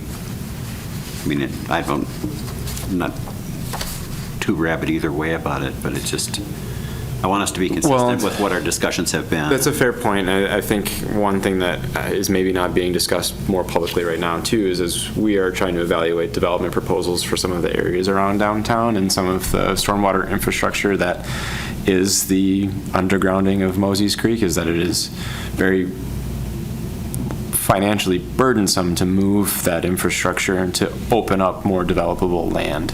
Yeah. And so it may be worthwhile long-term to consider what that downtown target area master plan does with the land that's set aside for that pipe. In reaction to more distinct possibilities, probably, Yeah. it sounds like. Yeah, okay. Paragraph 2, last sentence. What are surface water withdrawal locations? I was just curious about that. So sometimes, like, my neighborhood used to be on well and septic, now it's on city water and sewer, but some people have their irrigation wells still. When it gets to a big enough volume, then the DNR permits them, so like a golf course would be a classic example of one. Oh wait, sorry, you're talking about surface water. Yep. That'd be like a pipe pulling out of a river or out of a lake. And these might be out of date. I should click on them to double check, but DNR maps them, and Okay. I just click on them. You can't always tell if it's a thing that still exists or not, though, because it's, maybe the permit was issued 50 years ago and they never closed it out or whatever. Okay. So I can maybe email them and check. On page 25, I had a question about groundwater resources. The whole section contains a lot of relevant info, but also a lot of kind of what I call like the generica. Is there a way to rework it to be more focused? So Lynn had a lot of good feedback for this that is much more scientific and much more clear than how I have it. I have it more of a layperson summary, but you, Lynn. do you want me to just, I could read it, or I could just include the language that she sent because it's coming straight from plans that are already adopted, or just, Yeah, I think. it's pretty much factual from other places, so. I could do that, and I'll just highlight it to show that Yeah, this that's- changed drastically here. That works. The one question, though, I did have is, Lynn suggested adding more language about, where some of the stuff originates from, like the leaking underground storage tanks. A lot of that times it's gas stations or laundromats, dry cleaners. That's what I meant, yeah. Very sleep deprived right now. Sometimes that gets people a little cautious when you put in a comprehensive plan, because it's like, okay, are you going to go after certain businesses in the city because of that? But it is useful information to know. So I guess, what balance do we want to take with how much to call that stuff out? Because I know there's a variety of approaches out there. Yeah, I wouldn't be against naming the types of uses that could cause the hazard. It's not naming companies or organizations. It's just this type of practice can lead to, whatever, so. And it's probably, I don't want to assume, but perhaps newer ones are just in much better shape than the older ones, and they're more tightly regulated now. I don't know. We don't have to put that in there, but if someone's following all the rules, maybe they won't feel as targeted as something that happened 100 years ago. I have just one other thing I noticed. Do you want to come up? Sure.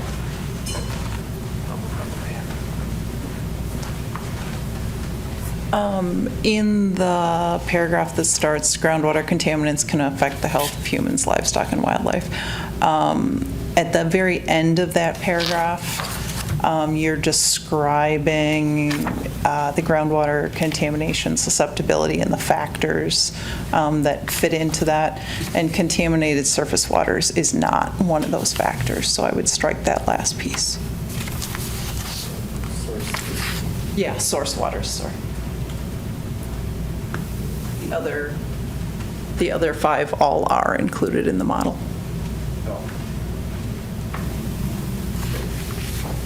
Plan Commission okay with that change? Maraca.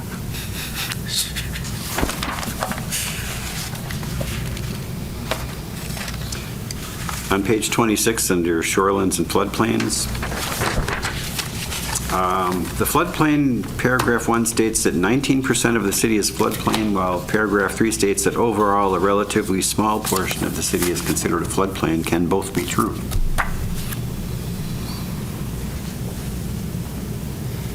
Relative is relative. 1/5 of the Yeah. entire area doesn't seem like a relatively small portion. That's just the concepts of the phrases kind of just gave me pause. Yeah, because it's definitely not Houston level of floodplain, but it's not nothing. Yeah, 1/5 of the. Where's the second one, the second instance that I had that? Well, you just said that the leads off with 19% of the city is floodplain, and then paragraph 3 states that overall a relatively small portion, this is on page 26, of the city is considered floodplain. I think what I was trying to get at is that it's not evenly scattered throughout the city. It's more in the areas you expect them to be. So I could work with that wording a little bit. It's more of like a relatively localized portion. Yeah, like there's a lot of floodplain, but it's pretty much all up against the river. It's not like, there are some scattered areas, but it's not like a place where you've got. Plus a long thin strip can add up to a lot of acreage at some Right. point. Yeah, okay. Yeah, I'll adjust that language.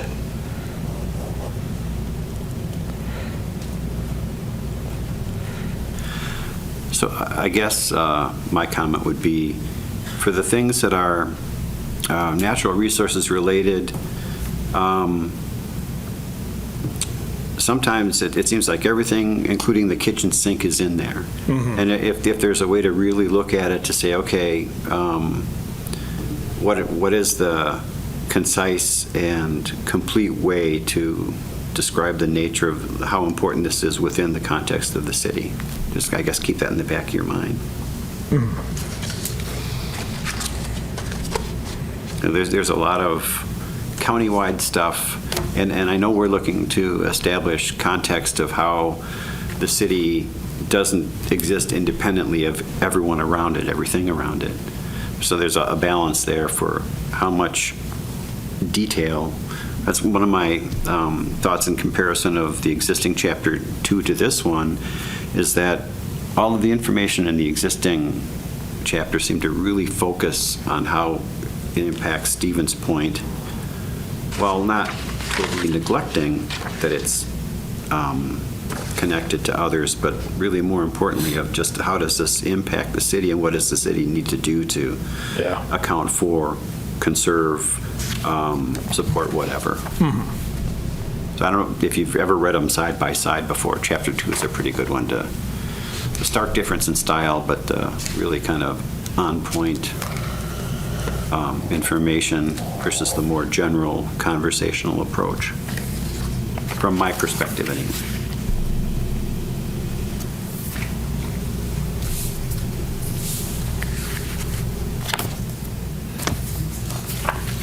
Anybody else want to talk about the cultural resources section? It's so thin that like I've said before, nobody has ever really figured out how to really flesh out. I mean, all of our strategic planning discussions are about the culture of the city, the makeup of the city, the reality of the different groups that inhabit the city in terms of, well, just any number of ways. And this, which has followed, similar things in the past, it's about old sites and structures and the historical society, to a great extent. And I don't know if there's any mention of, like the sculpture garden, murals, public art, that type of thing, as opposed to that's a part of culture that the city has moved. And I guess you would call it culture, right? How do you create an aesthetic environment that's appealing to people? And if more of that can get in there. I think, Sam, there might be an opportunity for us to consider how the regional economic development plan kind of outlines some of the more creative and artistic fields and how important that is for quality of place and what that might mean for going back to chapter 1, what it means to retain people in an area and having that vibrancy and those artistic features and well-designed neighborhoods and districts, how that gets kind of connected. So I guess I'm having some rough thoughts on that right now, but we're a multi-ethnic community as well, right? And culture is how do you reflect the makeup of your community? We've got demographic stats, but there's also again, work that Create has done for years in trying to bring different groups together. We're talking from their very beginning, they were trying to generate community and bringing people together either to draw new groups or to encourage other people's experiences to have a focal point. And I have no idea how to fit that into a comp plan chapter, but I just know it's been such an important part of the discussion for so many different planning processes through the last decade or more, right? And is this the place for the arts within this document? Is it would it come up anywhere else? Primarily, but then when you're talking about sort of as an amenity or as an employer, then maybe more economic development. But if the culture is aesthetic, and is it wacky light poles? Is it a piano, an all-weather piano? Is it the creating public spaces as a part of the Shopco development area where people can gather and you can have events? It's generating that type of accessibility for people to gather and express stuff like that I think is part of the culture. And again, I have no idea how to connect it, but I just know that it's there. Yeah, and even if you want to integrate like athletics events and whatnot, I know we talk about community facilities and whatnot, but when you talk about the sporting culture of this community and how many people will bleed for the cross-country team at the high school, right? That is a part of our culture of this community. Will that be in the plan? Yeah, we'll make sure. Actual blood. Actual blood. Which is cool. Yeah. Comes with a vial. Yeah. Splatter matters. we have a cultural festival, don't we? Yes, we do.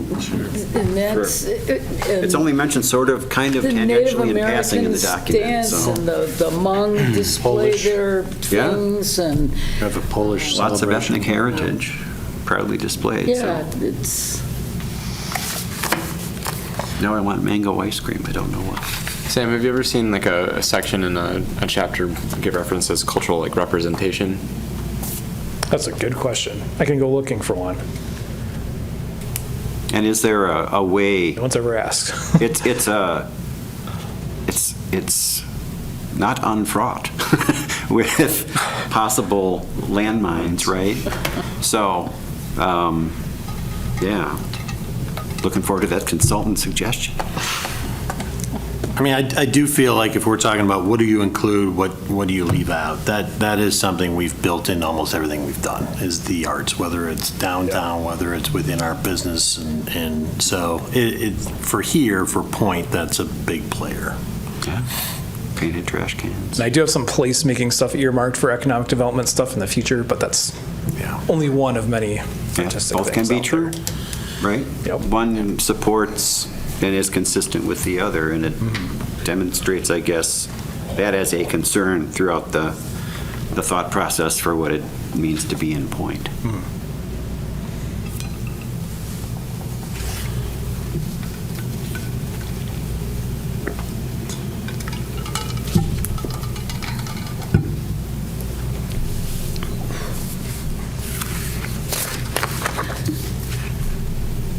Does anyone want me to quickly breeze through the suggestions I got from Lynn? Yes, absolutely. Okay. Page 21, just clarification, the soils, this is the second paragraph, last sentence, or second to last sentence, just clarifying Sorry that to speak for everybody, but it's supposed to be page 21. These soils are prone to contamination. She just wants, or suggested more sandy soils and shallow depths to groundwater, so you get a little more understanding of why they are prone, because it would vary from, it's a specific to Stevens Point characteristic. Under plans, adding the 2017 and 2022 Portage County Well Water Project final reports.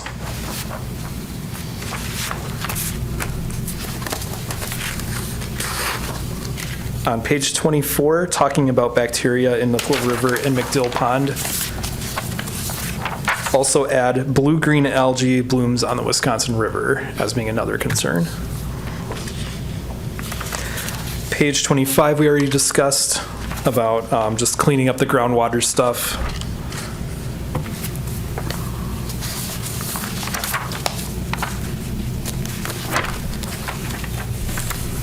Under shorelands, just adding fishery and water quality to the end of that first paragraph. So this is on page 26. Because those are other benefits that come from having good water. And then just clarifying a little bit of the language to make it more in line with the zoning ordinance. So I put vegetation regulations for structures within shoreline areas. That's kind of, I shouldn't use the word structures, I should put properties. But vegetation regulations regarding how much you can cut, just clarifying it with different language, and then mentioning that outside of the city limits is a 75-foot setback. So if there's, like ever an annexation that goes upstream or something, that would show you why stuff is the way it is. All right. Under forests in 28, someone brought up the City of Stevens Point tree brochure before, but just adding the benefits, which are air quality, runoff management, property value, and energy savings. And then getting in some details about the tree canopy and how it can be mapped, and you can restore areas that aren't as covered. And also mentioning the Bird and Tree City USA designations and how forestry plays a role in that. And mitigating the urban heat island effect. Any objections so far or comments? All right. Page 29, under endangered species, Portage County Seed Bank doesn't necessarily have those endangered species in their mixes, so I will just clarify that they do use natives only, but it's not necessarily the solution to the endangered species.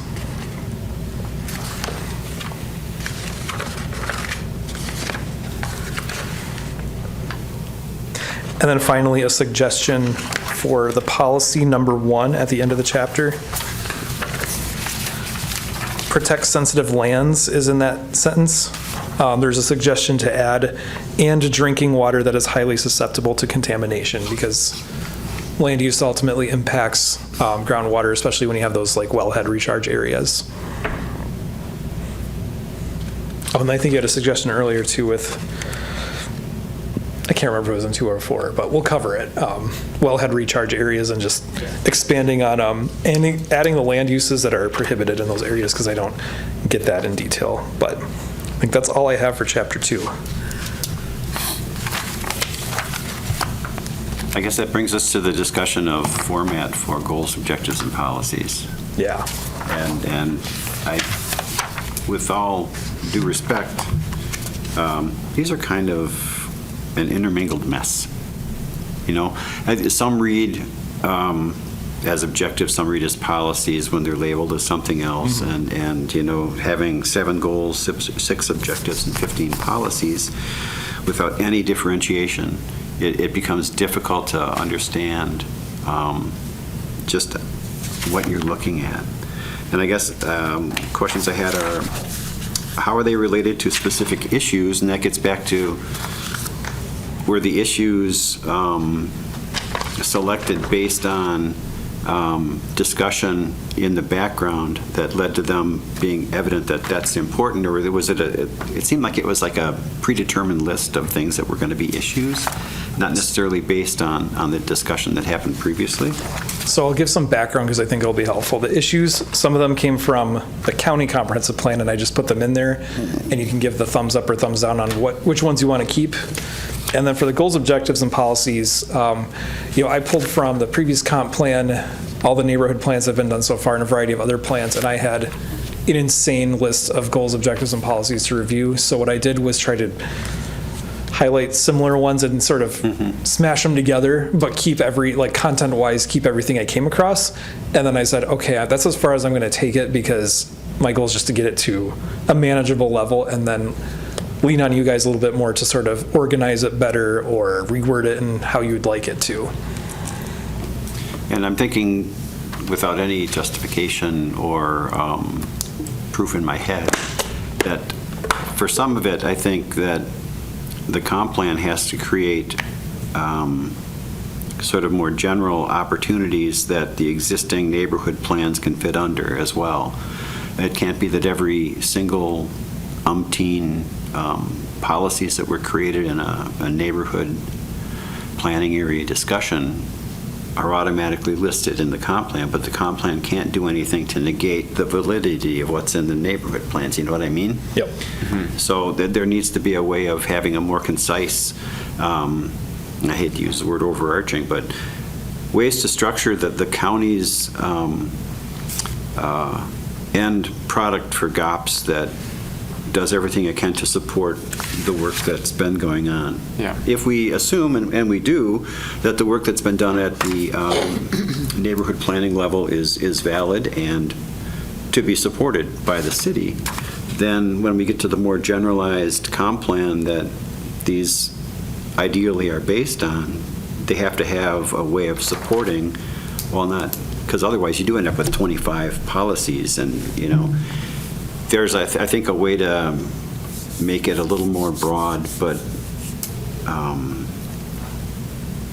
don't know, nimble enough to cover those circumstances. So I guess that's a sweet spot, as opposed to the Vitamix where everything gets pushed in there. And if it was a very neighborhood relevant one, I try to call out, stuff with the McDill Pond is only going to affect that neighborhood. So some are kind of obvious, but yeah, I do agree that. I mean, I did have the same comment. In some cases, the goals felt very similar to the objectives, and in some cases, the objectives to the policies. Like if you look at Objective 6 and Policy 15, it would seem it's the same. Yeah. So, and maybe that just takes another read-through, but I would agree we need something to distinguish each from the other. Like a nesting or something, I don't know. But I appreciate very much that you had to go through the really unfortunate process of trying to say, okay, this represents the total ideas that Yes. have been expressed so far that we're trying to create something with. So thank you for that, because It that's... was laborious. Yeah, that is unfortunate. Well, I could try a crack at it, but I know you want it to be in Plan Commission's words, so I'm totally fine if someone else also wants to maybe take a first crack at it and then bring it back. I don't know what you guys think. I think, so some of the input that I guess we have on file from our first round of surveying, right, I think I'm probably the most familiar on the table about that. So I'll take a first crack at going into a nested format and pulling through those goals, objectives, and policies, and make sure that those are maybe a little bit more reflected in the chapter. And I don't mean like in our words that we have to write it, but we have to be able to understand why, so that if anybody asks us why anything is in there, we need to fully understand and be able to defend. Yeah. Because once we approve it, we're saying, no, yeah, this is exactly what we mean to say, and pass along to the council. So I just want to make sure that we're all on the same page, I guess. Cool.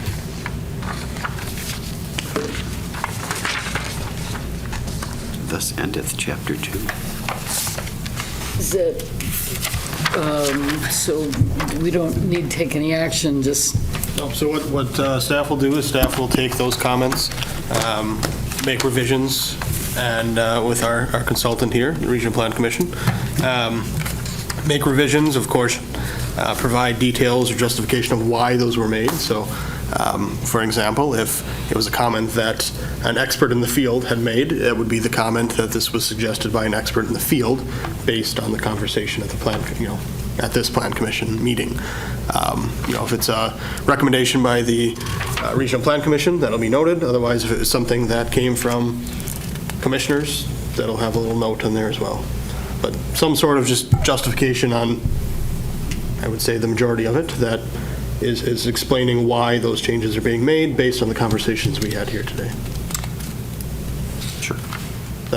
Is that appropriate? Yeah, you don't have to put too much work into it, 'cause I think we're all sitting here listening to the conversation and going, yeah, that sounds good. So it's more, I think, I like the idea of the highlight.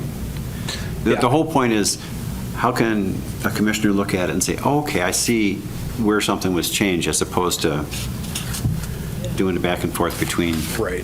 Yeah. And like those little like minor word changes and some of the other edits, I'm not going to highlight every last one because then it just gets busy. But when it's like, this is a whole new content Substance, that was based on our conversation, here it is. Yeah. So you guys are fine with more of the highlighting, maybe not a full explanation of exactly why that change is being made. I think if anybody reads it and they have a question, they'll say why. And then it can be addressed at that point. Again, just my opinion. But. one makes the assumption that things were changed because of the input that was given. So, are we good with Chapter 2 then? We can move on to item number 4, review of draft comprehensive plan, Chapter 4, utilities and community facilities.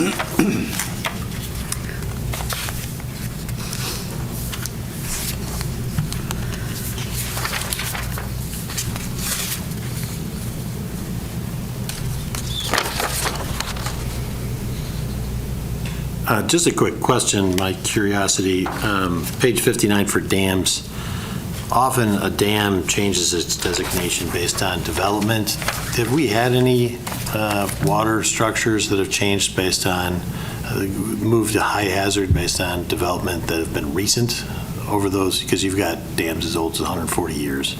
Have we seen that? So development has put those structures, made them more concerning, or the maintenance of them more pressing? Yeah, that's a good question, because that hazard mitigation plan was done 5 years ago. That'd be the most recent data. They're probably doing the next one currently now. So I would say by the time we get to the end of this, I might be able to have that updated data to put in there instead. But yeah, I don't know off the top of my head. I think it's more DNR keeps track of a lot of that stuff. Because I know they're required to evaluate the safety of them every so often. And the other question, and I don't, again, I'm looking at these chapters at a time. Would this be the chapter we'd mentioned, the airport, or as a community facility? Oh, transportation's its own use. Yeah, that'd be in transportation, which, do we have it in here? We do mention it in the city government and inventory and trends on page 58. We touch on it on this one, but we go into detail about more of the statistics behind it once we get to transportation. Gotcha. On page 57, right at the background paragraph there's no mention of the water supply in all of the things that the chapter looks at. Oh, yeah.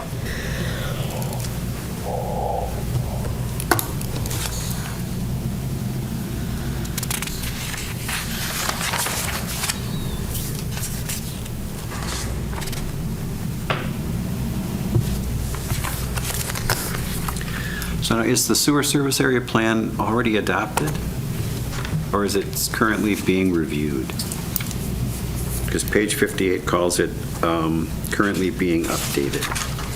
I thought it was adopted, but I'm not sure. I think you might be right about that. I'll double check. Okay.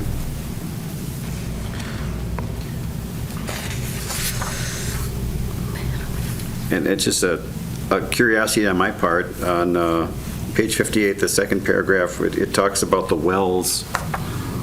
There's no well 5.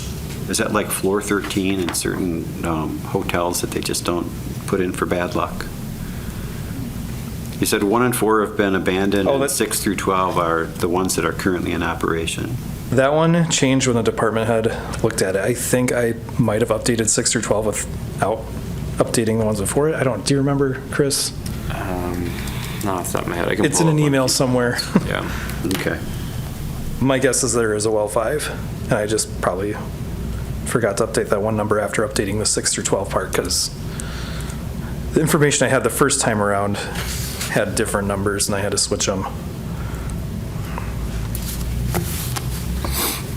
I think on page 59, in the first paragraph, the 5th line, it calls the current Stevens Point Plover Sewer Service Area Plan, and that's not the official name of it, which you mentioned correctly in the list of plans previously. But it's the Stevens Point Urban Area Sewer Service Plan, right? So, yeah. There it is. Okay. Point Plover Sewer Service Area. And it was interesting that wastewater got the exact same size paragraph just about as Pouts. Right. Just an observation. Yep. The Pouts one's Sometimes very... that's just how it works out, but it was just like, oh, equal billing with the wastewater. Yep, and that top paragraph was straight from, is it Joel? Joel. Yeah. Yeah. And no, the email doesn't refer to any of well 5, so I'll clarify with Joel. Okay. Then there's the discussion of high cap wells. Yep. And, good general info, but I guess its direct applicability to the city of Stevens Point, I was not understanding. Again, it's just like a good fact, but how is it relevant to what we're trying to account for?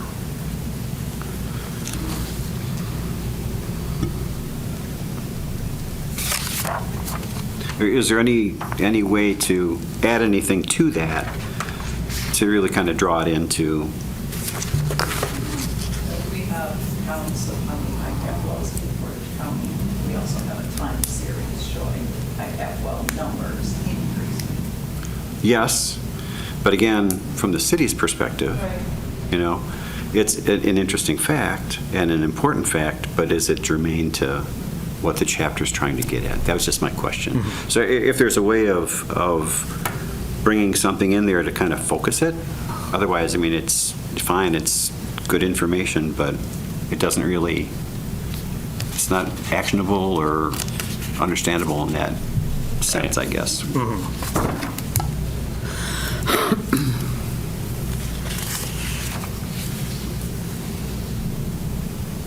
Oh, page 61, the fire paragraph, the fifth line, it's simply listed Plover, Hull, and Rudolph. I guess if you could add the modifier, town, village.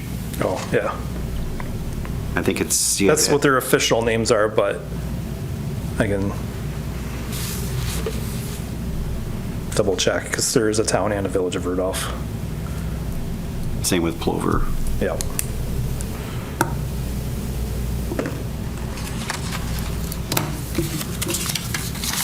On page 62, healthcare. I'm curious, is the Aspirus Business Park facility still considered a hospital? When it was built and when it was remodeled, it was called a hospital. And I guess it states there's two, the downtown and the Marshfield. So does it technically qualify as a third hospital? Let me look it up. And I was wondering if Aspirus doesn't operate several clinics around the area as opposed to just the two that are listed. And that's a tough one, right? And there's other clinics like Stevens Point Orthopedics. There's several clinics in the business health. park that have opened. And again, how much detail do you want to put here when the point is to, I guess, indicate that there is a reasonable, whatever Pete's adjectives you want to put on it, amount of healthcare availability in the city. I think that's probably what that's after, right? Yeah, and I think there's also an omission too of the recently opened Noble Community Clinic. So if we do want to document clinics as well, that one's in there right now. Okay. Said it opened in 25. Sorry, I guess I'm also low on sleep, but I guess if we are mentioning clinics, then it would be worthwhile to mention the other Aspirus facilities. They used to have, like, out on Stanley Street, and it seemed like it was pocked all over where there were there's Spinal folks next to the brewery up on the north side. And They were trying to make that Aspirus out there. They had a few hospital beds because it gave them a better tax rate. Oh, yeah. I remember approving that. They negotiated something, you'd almost have to talk to Corey about it, I don't remember, but they negotiated some payment in lieu of property taxes on the whole site or something. It's bizarre, but it had to do with whether or not it was technically a hospital. Right. So they could avoid paying taxes. But if they offer that kind of care, are they worth mentioning as? I'm not sure if they technically do or not. And then you've got like chiropractors and wellness clinics, that type of thing. I mean, how deep in the weeds do you want to go with identifying stuff like that, other than there are many options for healthcare in the city? I guess it's like, what's the intent of the description, right? Sure. Well, I guess what the intent of the description is to be able to document that there is a certain number, or not a certain number, a particular number, but there is an abundance of 11 billion. Yeah, exactly. Healthcare places. Available healthcare providers, and we do have an abundance of eye clinics and other. Yeah, right. I forgot about that. So yeah, I think we can add that in. So the nth degree understanding of it is probably not really. What's the return on investment for spending that much time to define it, right? It's what's the larger point, and how do you validate your comment? That's why we hire consultants. I thought that the cemeteries section was interesting. It says there are many undeveloped areas at the edge of the city suitable for new cemeteries. How many are going in, though? Huh? How many are going in, though? Probably none. Well, I don't think we've ever had any committee talk about desirable spots for cemeteries or the need for a bunch more. So just as a comment out of the blue, I'm like, oh, Somebody's been thinking about cemeteries. There's a lot of boomers. You know, I'm sorry, what? people are, it's more of a trend to go toward cremation than there is burials lately, if nothing else for the cost effectiveness of a cremation, unless you wanted to do a natural burial site where you just literally put them in the ground and let whatever happens happen. Is that a policy suggestion there? Well, I don't want it on my, no, I would, it's an interesting concept, but I don't know that I'd like to see it in the community anywhere. I just don't know if it's justified as it's not backed up by any, I guess, describing of how that conclusion was made. So fun fact, but is it important? Well, my spin on it would be the undeveloped areas at the edges of the city are often in a wellhead protection area, and you don't want cemeteries in your wellhead protection area. There you go. If I could maybe back up and make another comment on the healthcare section, Sam, I think it might be worthwhile mentioning or referring to the community health assessment, community health improvement plan, as those also outline need for additional facilities and specialty services. Absolutely. Usually, like mental health care being one of the major gaps in healthcare provision right now. Cemeteries can be like parks, too. Yes, they Well, can. sometimes. On that same page. Many wildlife habitats. Yes. On that same page, I wanted to mention that the list of parks is incomplete. So I don't know how many are missing, but Yeah, I would have gotten it from the website, so if anyone has extras, just send them my way.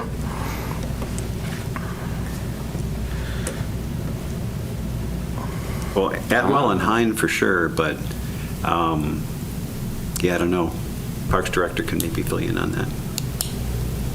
Oh, Sarah. Dan didn't Sarah mention Moran there? anything on there, but we will add Atwell, Hine, Saramer, Graholski. All Nature Reserve. I don't know if that's Which one? Hall Nature Reserve. That's immediately east of the soccer fields. Kind of ties into Parkdale Park. You can walk through Parkdale Park, and then there's a little trail that leads you over to the woodlot. Easily knowable. And the Plover River Crossing is going out for bids. Oh, good. So I know that's mentioned someplace in here, and that's as in the future, but it's going out for bids. I think the bid opening is September 12th, so It's the implementation of a plan. be some Yep. groundbreaking and some works in the winter to get that moving. On page 63 under colleges and universities, much like the population comment, it says here that recent expansions have drastically enhanced UWSP's Century School of Business and College's Health, Science, and Wellness program. I wasn't sure what drastically enhanced was. Chris, I think I got that one from you. Well, Yeah. that might be my words, but So, yeah, drastically enhances in providing, we can reword that, but enhancing their facilities.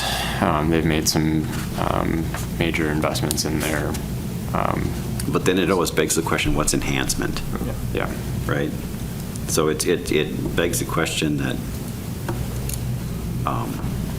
is, I don't know if it's the best place for the question that it would beg.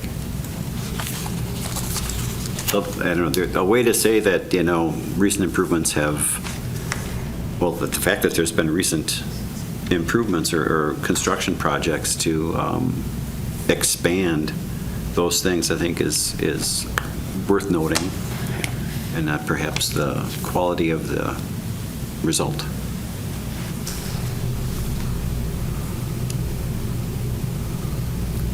One more comment on that paragraph on page 63. It cites the total enrollment of 81 and a quarter, and I looked in Chapter 1, or breakdown, but do we know what the local campus is in terms of enrollment?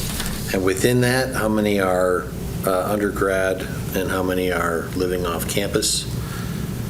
Because to me, those numbers say a lot about many things. UWSP will tout this number because it overstates their population or their enrollment, but we've lost sight of that since they've had this merge, and I'm kind of curious if we have access to that data. Chris, I think you were trying to contact someone who might even had enrollment projections on top of that. Yeah, I'm still waiting on that information. So but it's in limbo. it's a good reason for me to reach back out and to ask them again. The commissioner brought this up. You just see this a lot, but I can tell you that locally, a lot of people see that and they want to know what's within that because, Marshfield, Wausau satellite campuses don't necessarily have the impact as what we have here, and particularly what we have for a year-round versus a 9-month population.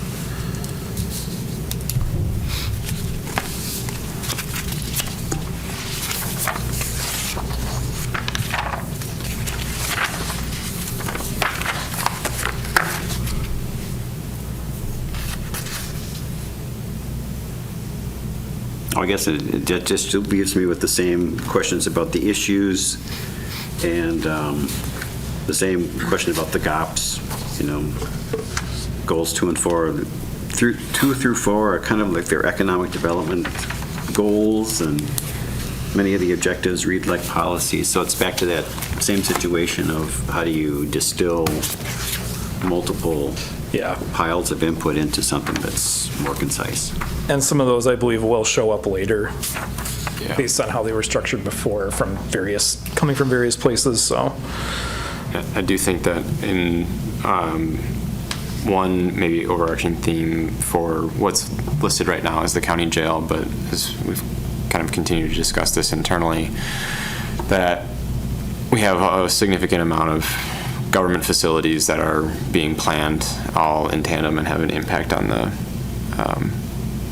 residents of the city and the tax burden that is likely to be felt by replacing, county jail, construction of city hall, looking for the construction of a public works garage in those facilities, and so maybe expanding that section in the issues to discuss some of the replacement schedules of the facilities and expansion of those facilities.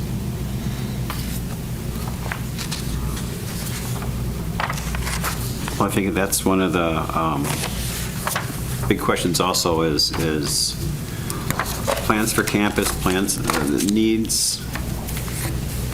Ideally, the comp plan is where you would justify the steps that you're trying to take with the new construction, with any consolidation, with anything that the city wants to do with its campus, based on, logical information provided in the chapter. It's the place where the city can justify what it needs to do, and I guess right now it's not that, but I don't know how working with mayor and council,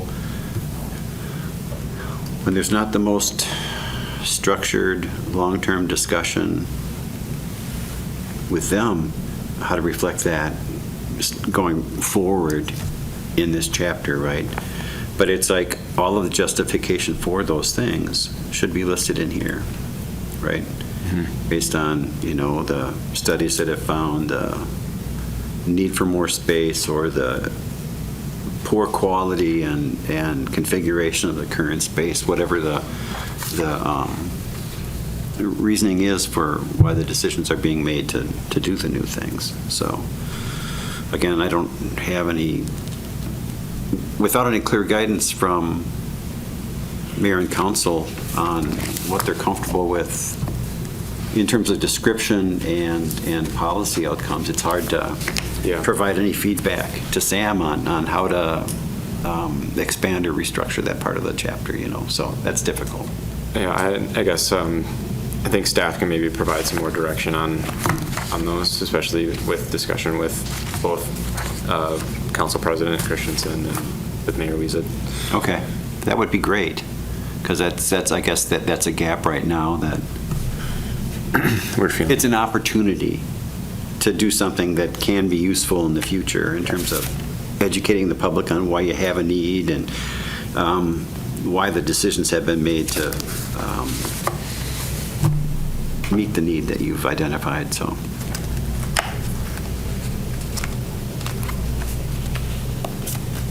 Anything else? Any other comments? So since Lynn is here, I could breeze through the comments I got. Starting on 58 under drinking water. Okay, that's where we're going to talk about wellhead by, we could start just listing a few, the uses that are prohibited so people know what we're talking about in those wellhead recharge areas.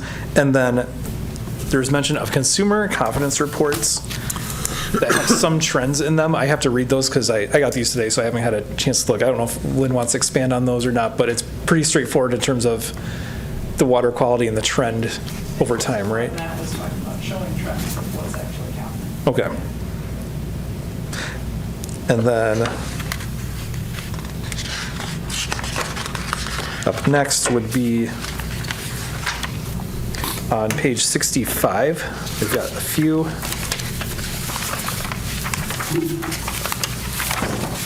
So under groundwater protection, I made reference to the Portage County Comprehensive Plan where we filtered the survey results by City of Stevens Point residents. And I like Lynn's idea of replacing that with data from that same report instead because it's data rather than feelings about groundwater. So I don't have specifics for you yet, so I'll take a look at that and then come back with something better. And then you had a note about stormwater ponds not being as related to groundwater quality. I wasn't sure if they ever soaked in some or if they're primarily store and release type. Groundwater quality and quantity impacts the type of public facilities needed, such as wells and treatment plants. Oh, yes. Stormwater ponds can affect groundwater Yes. quality, but groundwater quality doesn't affect stormwater. I'm thinking in reverse in this sentence. Okay, then I'll remove that. Does that make sense to everyone? Okay. And then getting under renewable energy, some of the things we already talked about.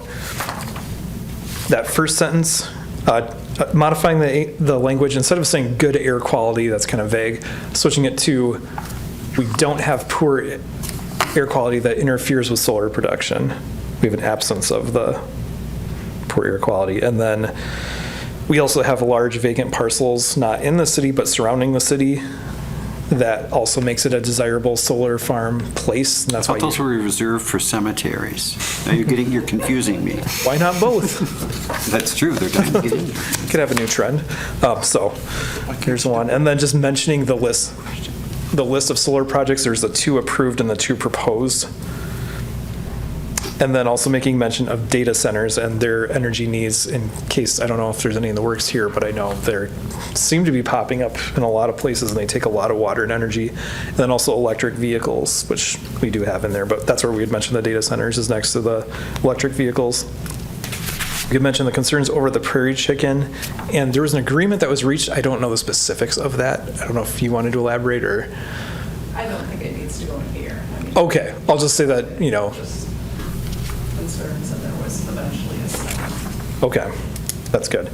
And then mention the small-scale solar that's been a result of Midwest Renewable Energy Association, MSTC, and several local installers that might not be getting as much attention as the big utility-scale ones.